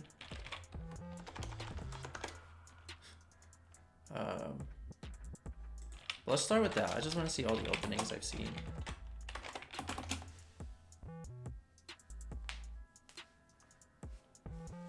Yeah, I agree. Some people are hard to work with. That's for sure. But like, yeah, I guess I still have that point of, I think you need a sense of how it is working with me if you just watch my videos. Or, I don't know, like, just, the other part is like, you know, just hire me if it doesn't work out. For whatever reason, like, it's not that deep, just fire me. Like, I get that if there's like a limit to how many people they can hire, I think that's probably what companies should do anyway. Companies probably should overhire anyway, and if they find people who like float to the top and are natural learners, then they keep those around, they take care of them. If there's people who, you know, sink to the bottom and just aren't interested, then yeah, I mean, I don't know, but I'm under the impression that, I don't know, I never ran a company, so maybe this is why I never ran a company. Yeah, that's definitely a big company thing to overhire, overfire. They want, in my opinion, they want fast turnover, because then you can't get big raises, you can't get the equity, you keep like, they solve their engineering. You could have like really good dedicated engineers who stay there long term, but it's not really the environment that they chose. That's what I mean. Alex, I don't know if he's here, but Alex works at Amazon, I'm under the impression. But he says like some of the people he works with are just like mid. GameStop map. But I'd like, you know, if you have like a candidate who's, you know, they're good enough, I really think there's no risk. Like, one of the interviews was like a more of a Q&A of get to know you, like an icebreaker almost. And so they were asking me questions like what's the most regrettable tweet you ever sent out? I was just like, I don't tweet. Sorry. I don't do anything on social media, so yeah. I don't have many regrets in terms of social media. Game dot headers. Find header dot equals open dot value.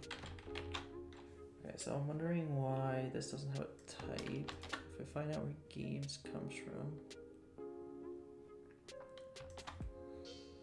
It didn't say that these are PGNs. How did I do it for Lichess? How did I say that they're PGNs?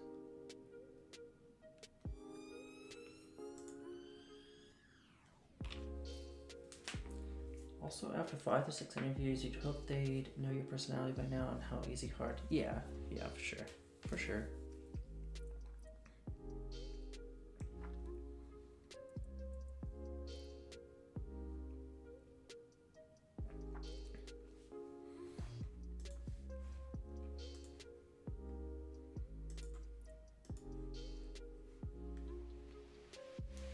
I think right here I'll do parse PGN array.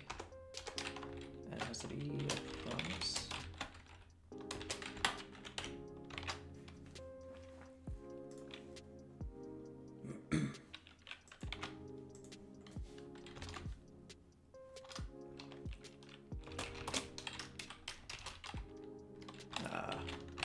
Right here. And then we say dot filter. Don't keep it if there's not an opening. And then we do set.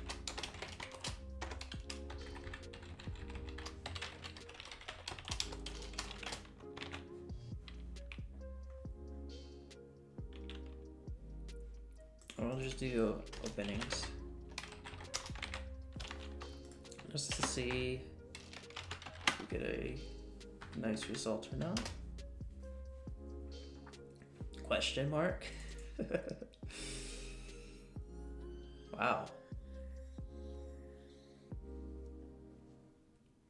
Alright, we have a good idea of the different openings that we do.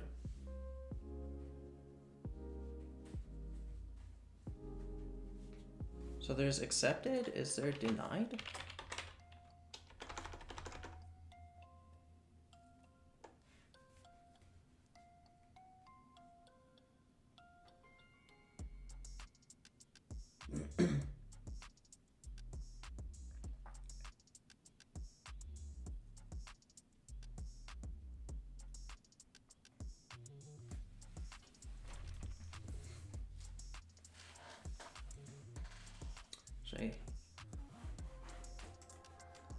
Alright, so we got a list of openings here. Maybe we only keep the ones whose length is greater than 0 as well.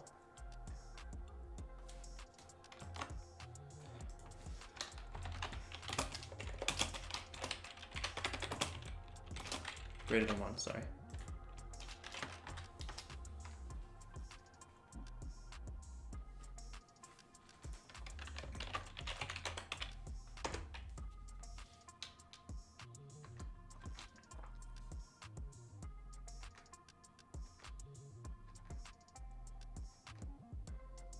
Queen's Gambit declined. There it is.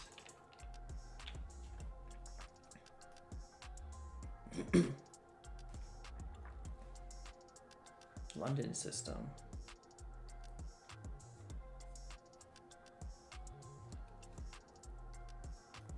Cool. So that gets the opening. We can also group by opening. It's a little bit more of a complex grouping because there's a lot of them. Is it complex? I don't know. Maybe eventually dates there'll be more. Indian defense. The question is, we don't, like when an opening is played, I'm not sure who the opening is attributed to. Is the opening always attributed to like white? Or is it like that's the opening of the board?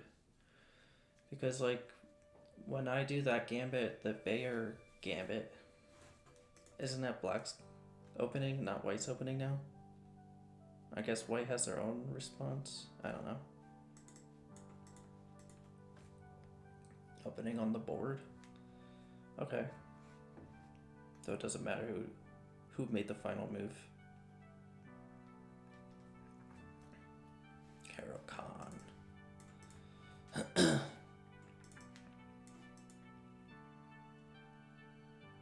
Panziani.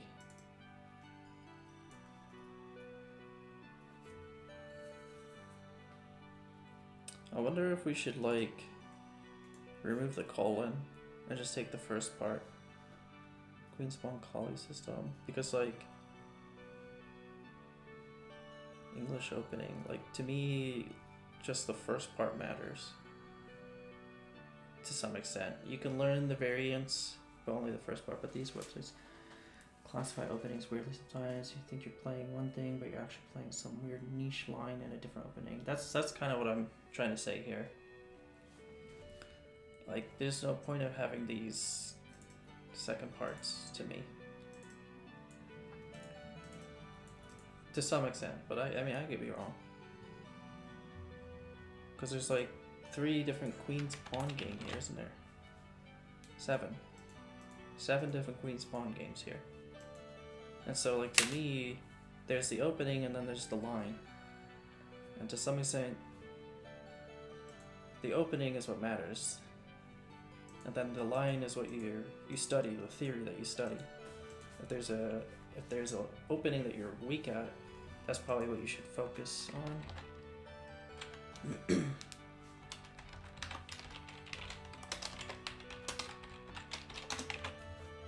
So we go from 72 to 41. There's half as many openings now. We're just splitting on the colon.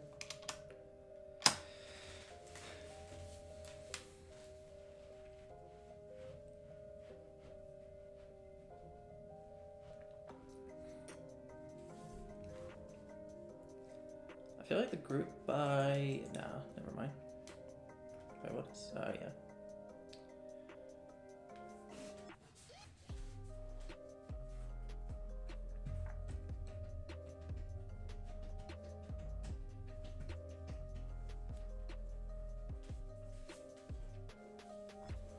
Alright, I'm gonna have a function called getOpening.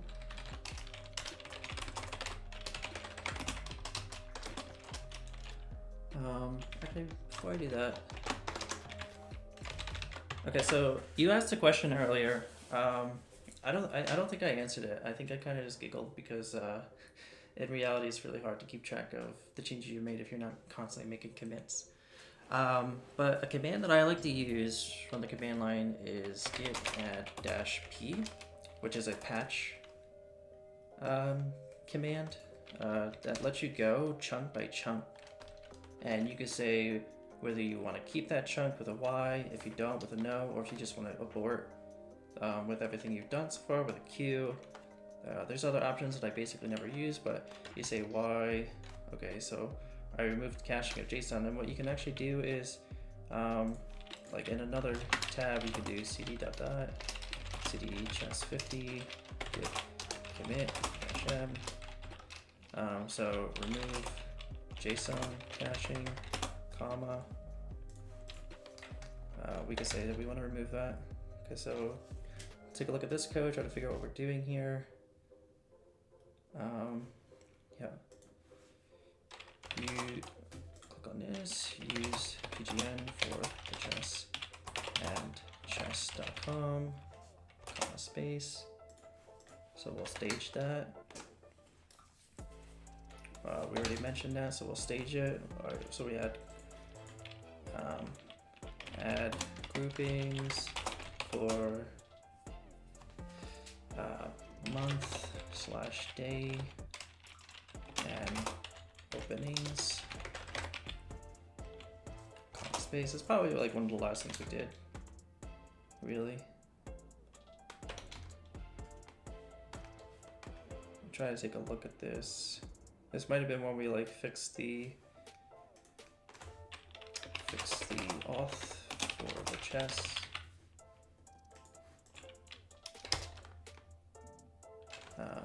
Improve query for chess.com.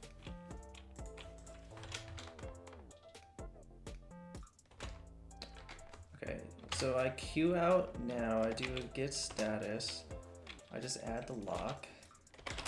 If it's a lock, I don't really control. And then, now that we've done all that, we can go to the commit, we have our message, we just press enter, and it commits there, we do a git status, you see that we have our change now. So git space add space dash p is what I use to go chunk by chunk to see, oh, what were all the changes I made again? Rather than doing git add dot or git add dash dash all. Sometimes my tech lead will ask a question about my PR during code review, and I'll have to go back to the code, remember which approach I chose in the end out of the 15 I tried.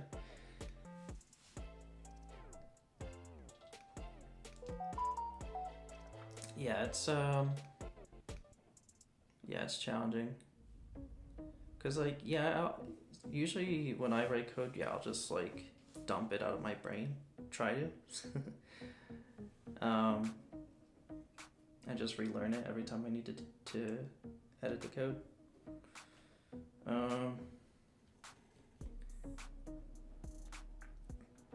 But yeah, I mean,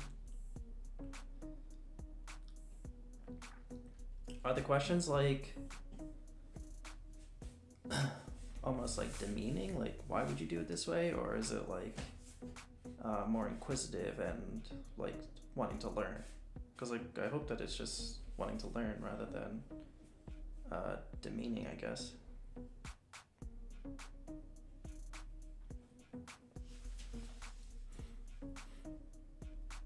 Okay, that's good.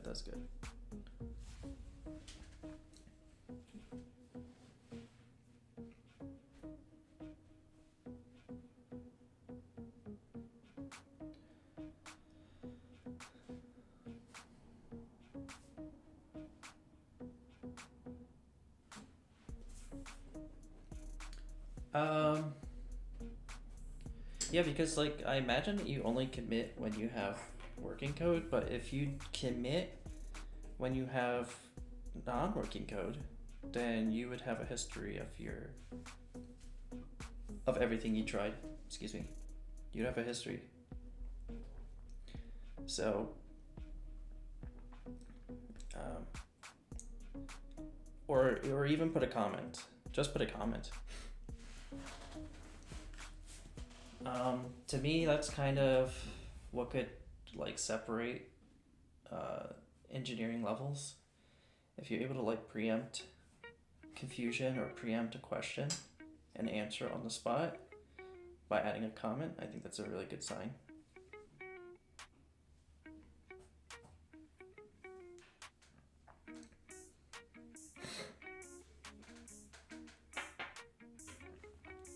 But for now, I need to take a quick break so I can walk Delilah. What time is it? Or what day is it? Tuesday. Okay. Yeah, I should be able to be back in like 45 minutes. But I'll turn the stream off. So I'll see you later, Zuha, if you're still on. Anyone else that's online? I see I have a few viewers, YouTube, Twitch. I'll be back on about 45 minutes. Thanks for joining in. Bye for now.